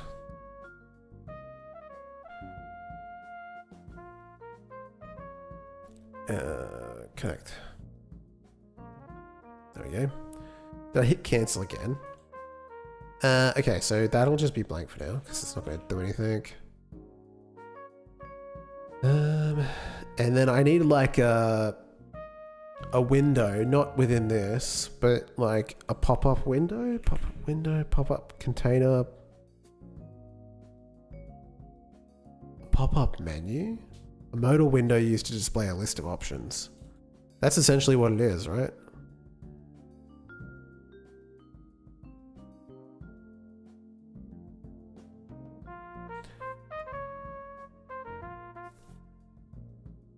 Initial position, center of primary screen, center of main window, other screen.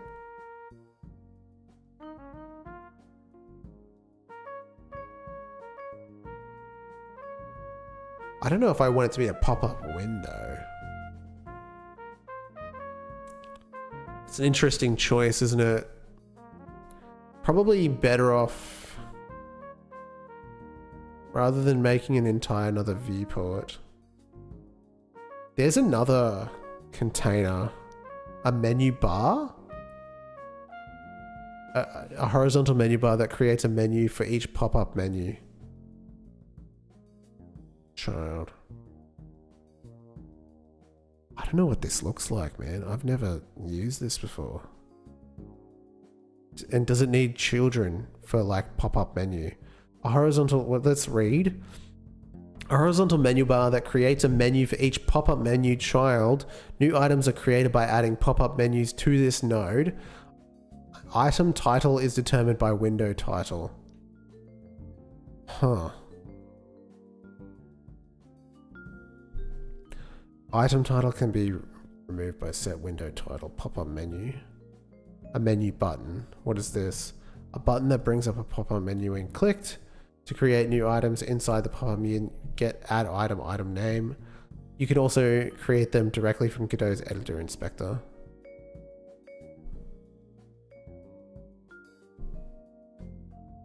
A menu bar, a pop-up menu. Display a list of options.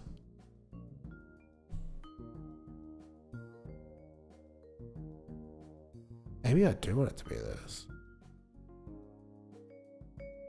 And maybe this actually needs to be a pop-up button. What was it called?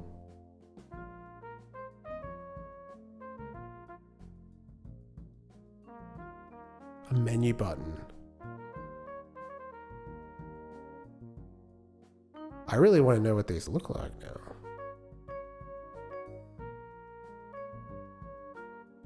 Text ability, items, add elements.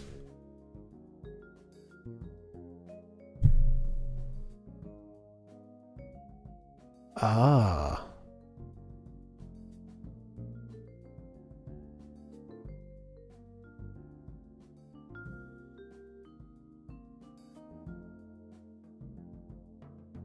So if I just like make a bunch of these, do they show up somewhere? Switch on hover? No, we don't want that.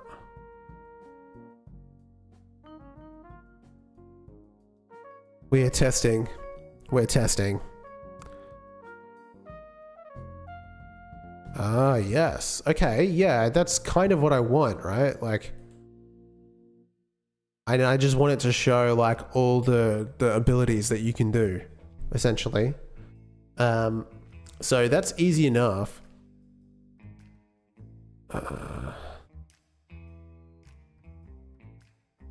So let's remove those. Flat? No. Text behavior, alignment. Trim nothing. Toggle mode on, button pressed on. If true, the button state is pressed, meaning the button is pressed down, toggled if true. Oh, jeez. It only works if toggle mode is true. No change. Button mask, mouse left. Keep pressed outside, button group shortcut. So how can you tell where for it to go? Text behavior, icon behavior.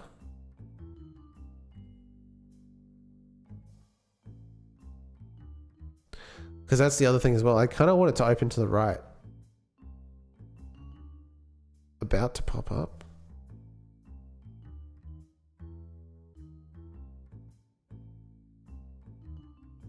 And also, how do I find out what's been selected? Checkable. As a check button, as a radio button. Icon, nothing. Checked. ID 0, disabled separator. Okay, so add the test spec. I need to get more information.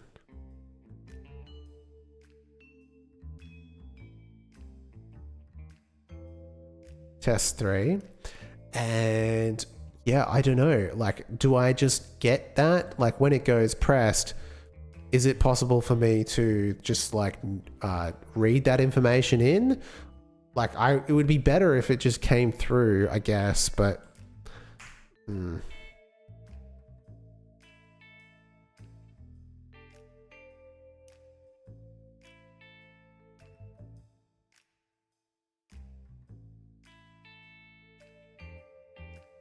make it bigger. Probably too big. Go with that. Okay, so the true test is when this gets sent through. Can we just go print ability button dot menu but item count show pop up switch on hover item change position focused exit.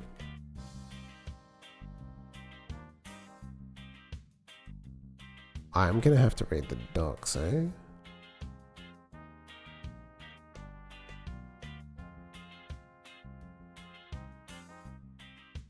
Item count, the number of items currently in the list.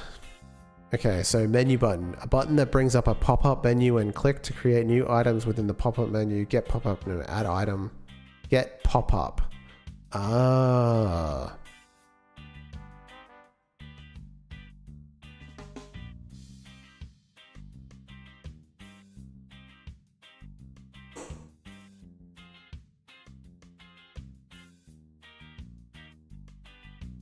Constants. Is there signals?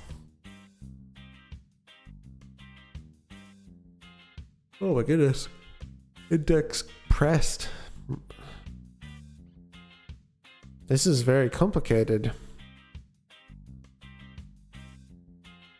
Yeah, straight up just easy to add buttons. You know what I mean? Like, why is it like this? Item list would work. I've used item list before. Because this seems like really complicated.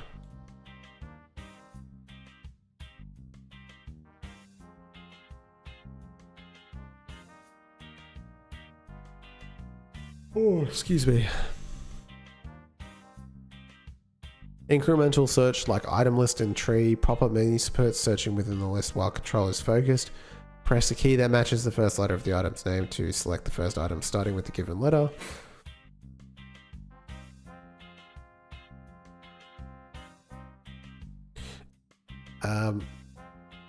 Hide on item selection, but like, what about item selected? Surely there's signals. Signals, ID focused, ID pressed. Emitted when an item of some ID is pressed or accelerator is activated. Index pressed. Emitted when some item of some index is pressed. Oh my god. Menu changed. Emitted when the... Okay, so these are the signals I want. Note if ID is negative, do not overflow. This will return corresponding index instead. Emitted when an item of some index is pressed. And accelerator is... Oh my god. Okay, which one do I want? Emitted when the item of some ID is pressed. The item of some index is pressed. Yes. Yeah, that's all I say. Yes. I need one of these two. I don't know which one. And I need to connect that signal on the ready, I guess. Since I can't actually like get to this pop-up menu, it's just there. So let's create a signal. So func on ability chosen, and it takes some kind of ID, right? And I guess I'm just going to do nothing with it at the moment. I'm just going to print it out. And then I can go ability button dot pop up menu dot get focused item. Yeah, okay, actually. Get item ID. So I need to build like a dictionary, right? That's going to be what I need to do. So like each item within this pop-up menu corresponds to something in, I guess if it's an array on the ability, then it gets fed in the same way, then that index will correspond to the same item in the array on the character in theory. Get item indent, get item index. Get item text. I could do a text match. I didn't give the abilities names, so I should probably do that too. Yeah, we could do a string match on the name. That would work. Get item ID. And it's the index that it wants. Get item ID. I mean, there's also like on ability chosen is like get item... Like get focused item. You know what I mean? What's wrong with that? Is it going to return the same thing? I've got the ID.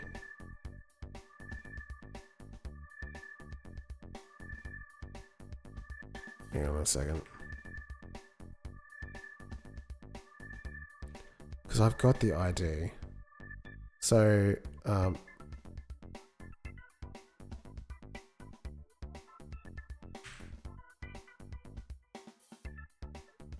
which is baked in pressed ID signal. Don't know about that button menu though. Well, it should just be a pop-up menu, right? Like that's what it said. It said that a menu button has a pop-up menu.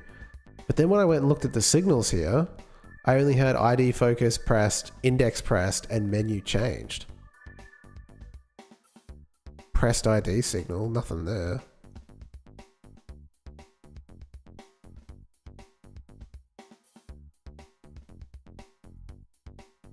ID pressed. Yeah, we're going to take that ID and then feed it to like the array and just do some kind of match to make sure it's not being funky.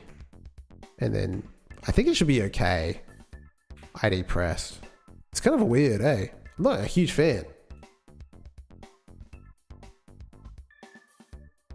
I don't even have anything in the ready for this. So let's add a ready. I did something like this in my project. Enum, context ability. Yeah, I feel like it's going to be a bit like that. Ability button, get pop-up dot ID pressed dot connect to callable. It's at the bottom of the script. On ability chosen ID. Do all the way back up to the top. Paste that in. Okay, so that should connect the signal. So that should be able to get the text back. Let's see how this goes. It's really not happy. Jeez, I think it broke. What the heck? I wasn't expecting that. Dude. I wonder if that's like the code or just a freak accident. I've never seen anything like that before. Okay. Stand by. Stand by.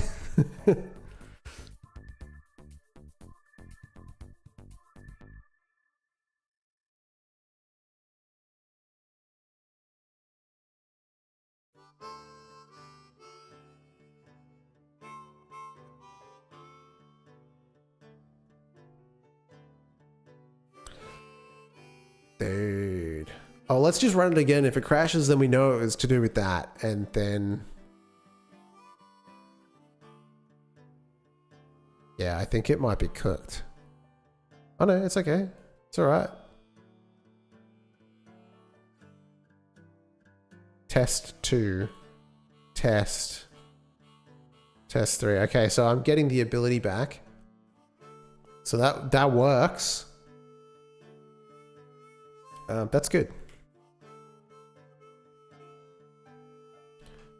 Print on account. Like, okay, so this, I guess I don't need that signal for the button pressed. We'll work on appearances later. We'll just disconnect that. And yeah, I guess I just need to roll in, like anytime a player has a turn, I need to populate that ability list with their abilities. I guess you could do it on the fly too. You could populate it as they press it. I guess it doesn't really matter. I think I'll do it when the turn starts. So, I need a function to do that. So we're going to get populate. So we'll call it populate ability list. And it's going to take character abilities, I guess. I guess we'll just take the character and we'll filter for that.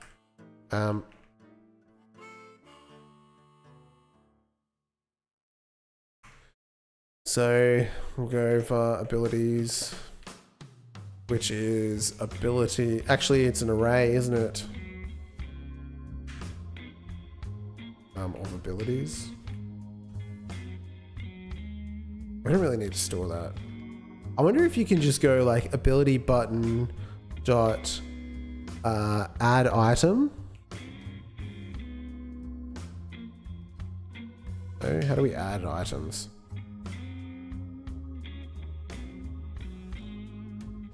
Item count, item rec changed. Get pop up dot add item.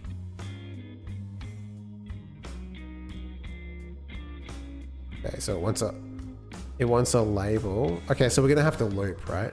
So for I in ability, so character dot abilities, character abilities. Now we're looping through each ability. Now we can type this. Let's just pass for a second. I don't think I gave this a name. This should have a name. ability name, which is a string. We'll just not give it anything.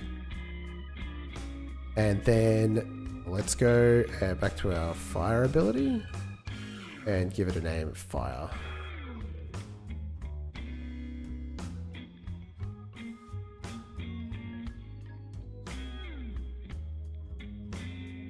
And so now we can say ability pop up, get pop up, add item, and that will be I dot ability name ID. I think that could just be default, right?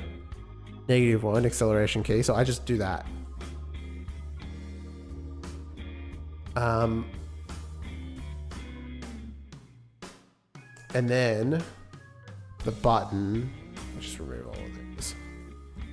I probably need to do also, like at the start, I am actually not calling this function, so let's do that as well. So we can do ability button dot get pop up dot clear, right? Free sub members, I guess that's fine. And so every time we run this function, we're going to delete everything from the list and we'll put the new stuff in, and then we'll call this function on the turn add character. So what we do, remove character on death, check team status, set up turn list, set turn order, set active character. That's the function I want.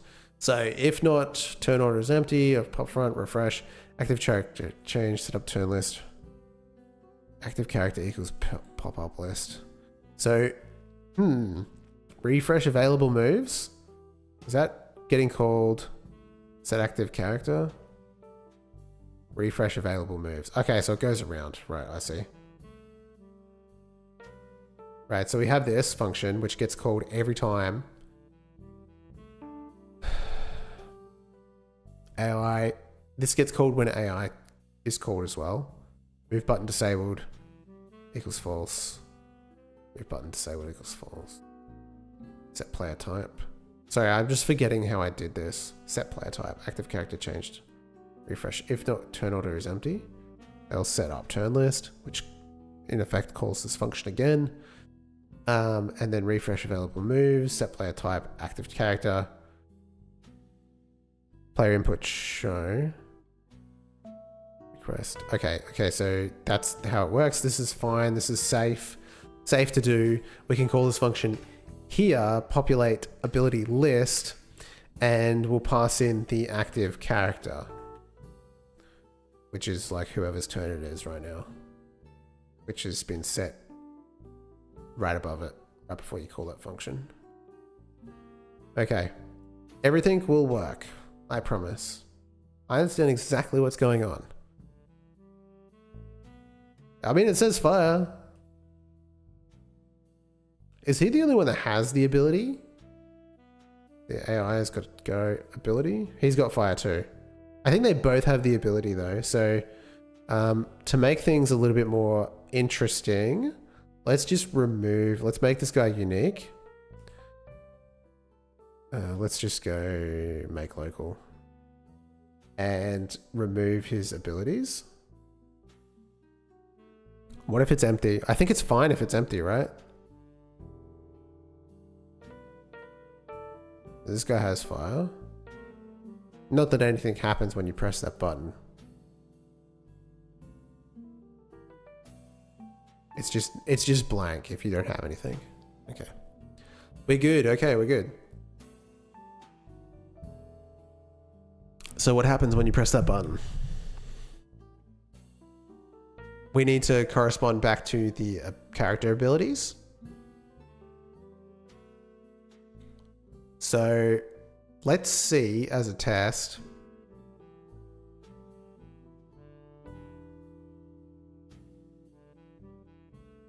So what you could do is you could loop through. It's not exactly the most efficient way to do it, but it would work. And that is more important than anything. So once you've chosen one, we could loop through the abilities that you have. So you could say for I in active character dot character abilities, and then this is abilities as well.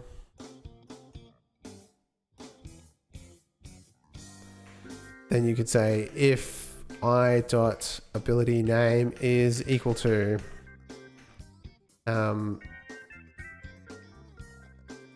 this variable that we have not, ability name is a string and it's equal to ability get pop up. Okay, so then we do a little bit of matchy and then we know that's the ability. So then we can send it off to whoever. So we probably need to store this while we're doing the selection, right? Like, so now we know we're going to need to go and send it to the world so that it can display what it is that it's doing. And we'll probably need some more buttons. We'll work, the UI is going to look gross.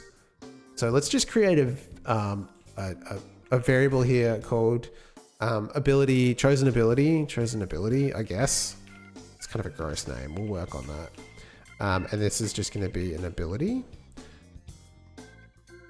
And so then we can just say, if they match, then the chosen ability gets set to I. And then we need to emit a signal to the world to say, hey, can you show the relevant information to the player so that they can actually... And this will be a bit challenging because I'm able to display attack range and other things differently. This is going to be fun. This will be a little bit hard. I don't know if I'll be able to do this very quickly. So let's create a signal. We'll call it signal. We'll go ability request. And we'll just omit the ability. We don't need to omit the character itself. Ability.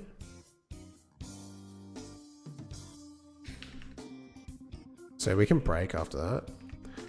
And then ability request dot emit chosen ability.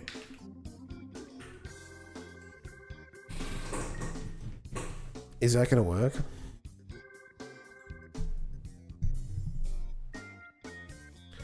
So what I'm thinking is once, like, obviously there's the complexity of like actually being able to display this on the map and getting information back once you've chosen the spot. How do you even trigger the fact to do the, like, confirming it and doing it? And on top of that, more lines in the turn controller class, pump it up. Yeah, dude, the world is actually messy as heck as well. The world is, how many lines is it? It's big. Is a big one, 356. I don't normally write scripts this big, but like actually figuring out the points in the world, creating a grid, a virtual grid in a 3D space and like doing things with it. It's really hard, man. There's a lot of stuff that you need to do. Turns out there's a lot to do. I mean, look at this function. Where's the big ones? Show move distance. There's a thick boy. We're doing it. Because I'm so bad at math, I have to break everything down into much smaller steps. And so it gets kind of gross. Okay, so we need to have a receiving function for this. I guess I need to actually key in that node active character ability request to the world. So it says, hey, can you show this information to the player? And how does it do that? Well, number one, we want to show the... This one's going to be a little bit more complicated. This is going to be challenging. I might have to write even more code. This is going to get even bigger because right now I have the ability to show the... So like I have a function here, like clear move options, clear attack. I should probably call these like the second this is called. So just in case there's anything else, like if you were trying to move, but then you click something else, just clear everything that's being displayed. And then we want to show the attack distance. So we want to actually show attack distance, and that passes character. which is like, okay, it expects a character, but I don't have that now. I actually have I have an ability. So like this function, realistically, I think this is the only point the character is being used here, which is character stats. And what we really want is the attack range. That's all we're trying to get to. So rather than pass in the entire character, we could just pass in the range. Okay, that needs to change. And then this is just an int. And then we pass in that. And then this, we don't need anymore. Right? Because that's the only time it was being used in that function.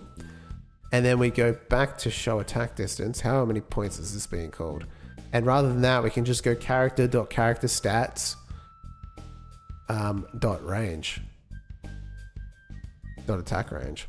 In fact, on attack, like we don't even really need to pass the character. We just need to pass the range. I don't think anything else is being used here from the character, right? It's just the attack range. Ridiculous. Okay, so now that we can do that, we can actually show attack distance. And we can go ability dot range. Right, so that will show the distance. But now we need another thing to show up. And that is the effective range of the ability. Right? Do I drink beer? No, I don't drink. Nothing. I've been sober. I mean, I'm pretty like loose with my sobriety. So like I stopped drinking in 2020, I would say, like when I turned 30. I just sort of made a decision I didn't want to drink anymore. It wasn't really like philosophical. It was more just like I didn't like the way that it made me feel anymore. And so like I haven't really drank that much. There's been a couple of moments where people, like at a wedding, I went to a wedding. I went to my brother-in-law's wedding, and like it's in Italy, and you just have to have the drink when they do the toast and stuff like that. But like other than that, not really, no. Don't drink anything. I'm a good boy. Oh, I got some local variable ranges declared but never used in the block. Oh, what? Dude, and then on top of that, I'm not even using that information? Wait, hold up. Oh, because I just like overwrote the variable. That's so funny. I suppose, like, yeah, I don't need to store that. I just pass it in and then it just does its thing. Okay, that's funny.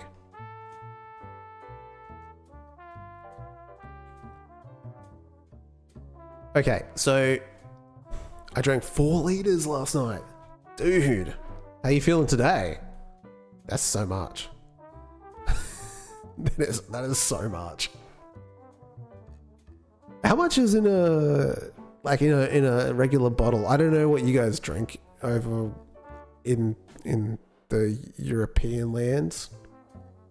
I forget which country it is up north. Denmark, is it? Sweden? I forget. A little headache. Damn, dude. I can't have a single drink of alcohol without feeling like without getting a headache. I just get a headache straight away. Because like, what is a regular bottle of beer like?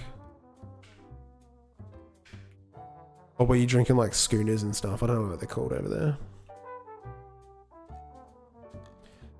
You make it count when you do that. 250 mils? In Australia, standard beer bottle size is 250 mil.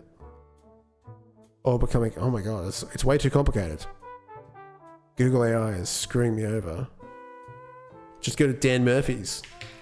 I can't show this on screen because I'd probably get banned. I only drank wheat beer called Kronenberg. Let's get, what's a Tui's? Tui's extra dry, Tui's zero ultra. 345 mil in a can, in a bottle. Yeah, 345 it's saying here, so I guess they're pretty similar. Denmark. That's right. Did I get it right before? That's a sick memory. I said Denmark or Sweden, I think. I was sort of like going through it. So that's a hell of a lot of beer.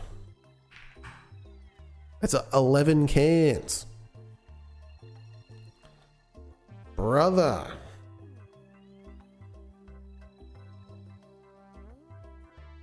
I guess it's only like a third of a case.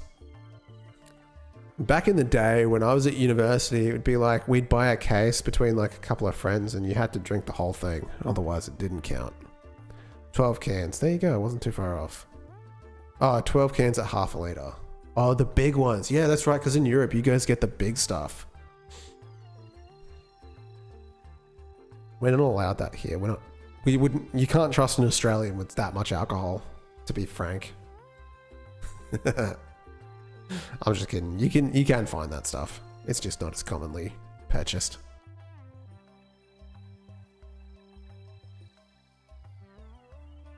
Okay, so the ability range should come through now. We can test that now. I empty. The fact that you bought it from a local gas station is also kind of insane to me. Okay, so now the ability shows up here. Nothing happens, obviously, but we can see the effective range of the ability. But what we want to do is what I want to do right now is when we are hovering here, we want to see the effective range, right? And then when I click, I want it to stick. It does stick. That's just a built-in part of the functions that I've written. When this is showing, I had a sale for a specific beer. Oh, nice. But because I want it to affect more than just that, I'm going to need to extend that function a little bit. So, let us think. What's the time? It's almost 10 o'clock. It's bedtime, boys.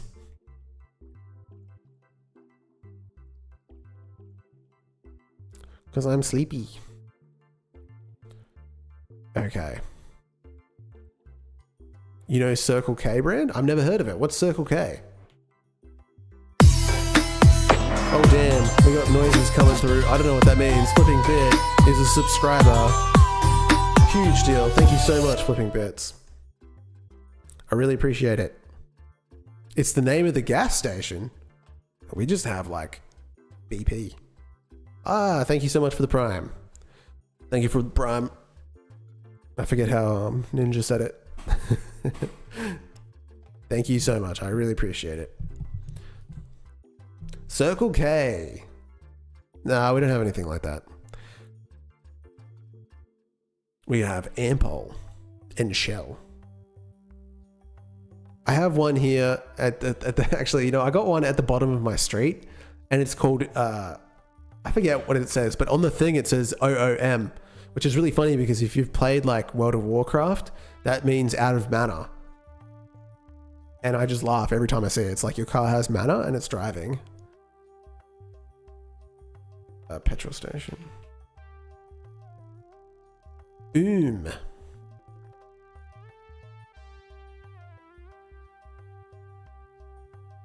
Yeah, it's pretty funny. I wonder if you can find a picture of it.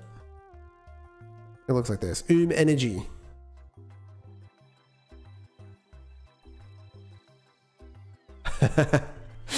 He didn't have the mana gems, man. Dude, that guy has got himself into some shit, eh?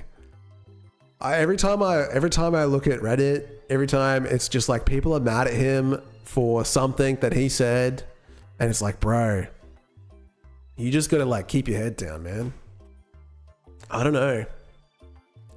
He's at it again with the stop killing game stuff. Yeah. I was listening to, I think it was Philip DeFranco. Phil was filling me in about what was happening, and like, I think he's wrong, but I think the problem is like it's okay to have a different opinion, but like he really dies on the hill, right? That's the issue. I don't understand stop killing games. I mean, I think it's a good idea. And it's not a bad thing to petition the government to consider that. Hardcore. Yeah, he bailed on his mates. He didn't have the mana gems, guys. I never watched it. It's funny because I was following, what's it called? I was following OnlyFans, the whole like content guild, like a lot. I was watching it like crazy. And I don't understand why they got so mad at him, because I know, like, I played WoW a long time, and the whole thing, like, you can kind of tell a WoW player, you know, like how they are. Like, I've got friends that are just like Pirate Software. It's like, yeah, they're gonna bail on you, and I don't know, like, it's just a game. You just understand that they're gonna be like that. Ultra cautious players. He's a very cautious player, and so he made the decision that was the best for him, and which, you know, obviously caused issues. I don't buy AAA, so it probably doesn't even matter to me. I think the issue is, like, it's a good idea to, because, like, I think in the future, what we're going to have is we're going to have a lot of games that you won't be able to play. Like, today, you can go back and you can play every single game in the PlayStation 1 catalog. You can play every single game in the Nintendo 64 catalog. You can play every single SNES game, Game Boy Advance game, basically right up until the like Xbox 360 era. You can play all of those games, no problems, just with an emulator. Beyond that, it becomes a bit dicey, right? Like if it's an offline game, yeah, you can probably still find it on Steam. But a lot of games, if they had online services and they're no longer available, the game might not be playable. Developers make an online service game, they kill the servers, you can't play the game again. Yeah, exactly. And I think it is worth looking at how you can protect the consumer, because like the craziest thing about all of this is that we're at a point now where you don't own anything, right? Like you used to buy the game and you had the CD. Now you buy it on Steam and you have a license to play the game. Like you don't own that game, and Steam can just disappear and it's just gone forever. And so like it is a good idea to get politicians to look at how they can protect the consumers, because this is a massive market. And yeah, it sucks for developers because they have to start thinking about these things, but you know, sometimes you have to force the manufacturer, I guess in this case, it's just the developer, to think about those things. Otherwise, they never will, because it's not in their interest, right? So it's about protecting the interest of the consumer, because if it doesn't make the company money, they're never going to do it. And yeah, making something good and fun does make them money, so they want to do that. And that's just my 2 cents. I have a commerce degree. And so like covering these kinds of things is a big part of what you learn about. Mostly, not really so much in government, but also like in business and setting goals and how to like structure your goals in a business to make sure that they are able to be achieved, and why people will behave the way they will within a business to achieve those goals, because everyone has what they call self-interest. And so you do find that if you don't try and align those goals with the interests of the company, you know, they will go off and they'll just do their thing, you know, without taking into account the interest of the company. And it's the same way for a government.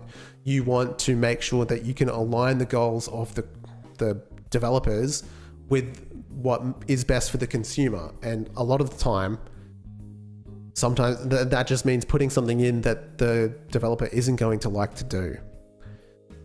And like, I'm a developer, obviously I'm a small bean, I've never made a commercial game, and I don't know if I ever will. It's just something I do for fun, but yeah, I understand the need for it. And I think it is a good thing. Like and it's just a petition at this point. It's like, it's not even worth getting that worked up at. A new game called Rematch. It's a fast-paced soccer game in third person. That sounds like fun. But yeah, it's not even something worth getting that worked up over, because it is just a petition. So like, it just gets sent to the European Parliament and they discuss it, I guess. I don't know how it works in Europe. In Australia, something like that would just get sent to them and they would have to talk about it in government. Maybe a politician would pick it up and see it as a cause that they could carry. But other than that, like, it doesn't really mean much. And so I don't think it's worth really getting too worked up over. And ultimately, I think it is something worth supporting. So if you are in Europe, you should sign it. I'm not. Maybe I should get my wife to sign it. Do you have to be in Europe to sign it? I'm gonna find out. Maybe I can get a signature on board. Oh man, it's grown by 10%.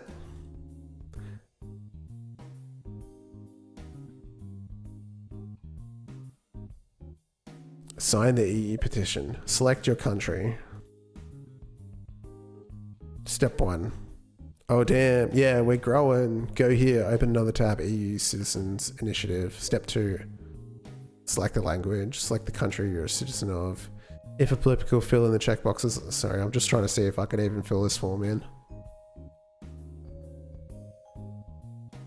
Yeah, I mean, I do from time to time, like I'll still log on to World of Warcraft from time to time, but like I think the pirate scene for that is sort of like they know how to get, you can get pirate service for that.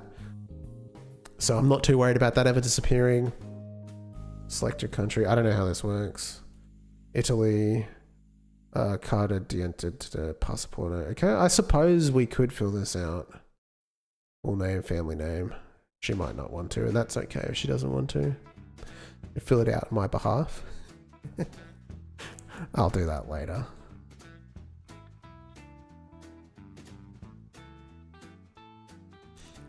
Carta d'identità.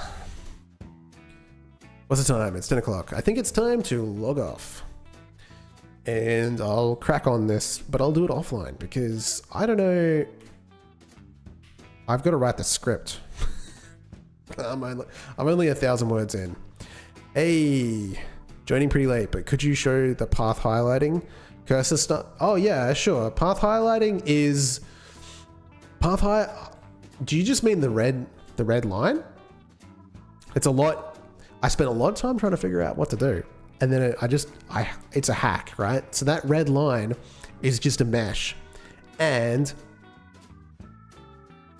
it is literally a path 3D and this here, which is a CSG polygon 3D.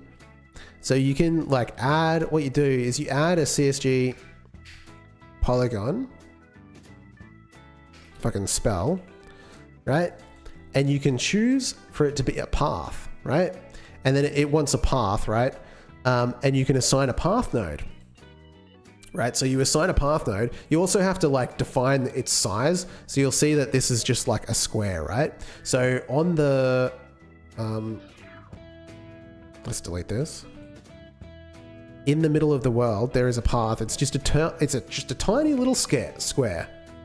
Here, and it just sits in the middle. You can't see it because it doesn't have a mesh, right? It needs this path, but this path has no points. And so what I do is when you choose something, where's my script? When you select grid ID for move, we go and we say from ID. So this is the current position key. So we get the character's current position in the world. And then we get the from ID, we visualize the path and selected move grid ID. So this is wherever we've chosen on the map and we visualize path. This is the function that we call. So we clear the points on the curve so that we start fresh and we get from our A star 3D, we get the path from and to, and then for each point in the path, we add that point because it, A star 3D returns IDs, and so we've got a dictionary of IDs and world points, and we just loop through those points, get that point, and add it to the curve. That's it. That's all you do. Really simple script. Probably not going to be the final product if I continued making this. Yeah, each point renders a mesh. Yes, so it just draws along a line. I actually got the idea because I was trying to how do you do procedural mesh? It's always like kind of an issue. So I went and watched a video which had nothing to do with what I'm doing here. But it gave me the idea. Procedural path. Godot. So I'm Googling on the other screen. Yeah, I think it is Kriggs versus Games Dev. He's actually like a pretty good tutorial guy on YouTube. So I'll put this in. And not that it has anything to do with making this, but you do get... wait, oh yeah, you were in Twitch. I was like... So you can see like this whole mesh is being generated by a path, and it just sort of gave me the idea of creating that. I don't know. It's got nothing to do with this, but this is where I got the idea from.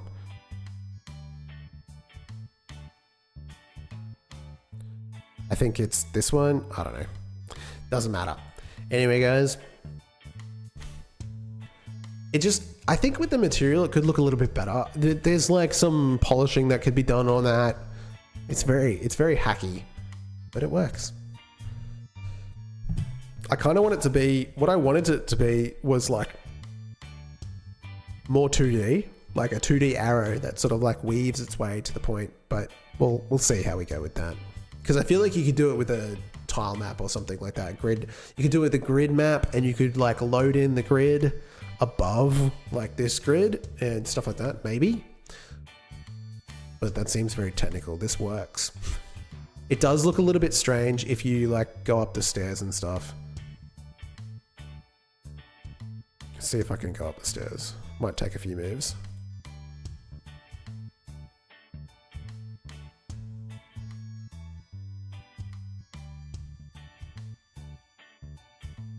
So if I go, the part that looks weird, so I'll go over here. I think they're gonna start attacking me.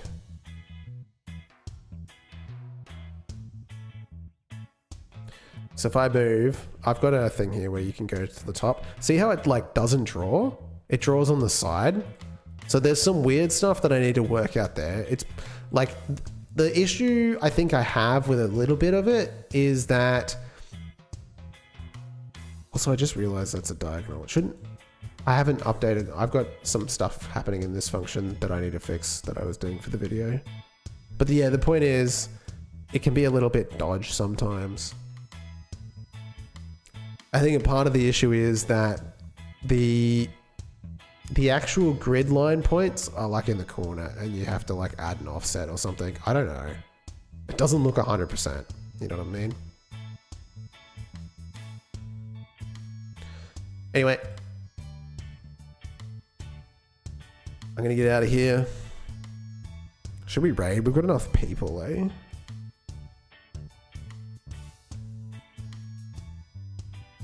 Who's doing Godot?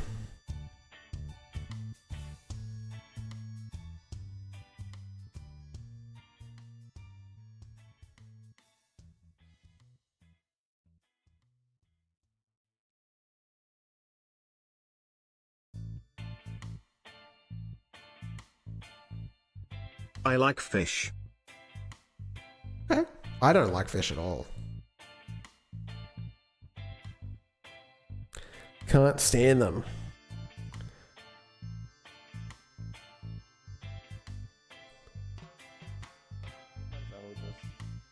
I'll just drop my link sometimes.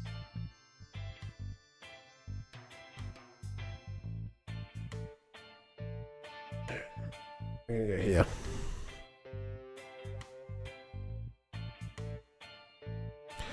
Alrighty, guys.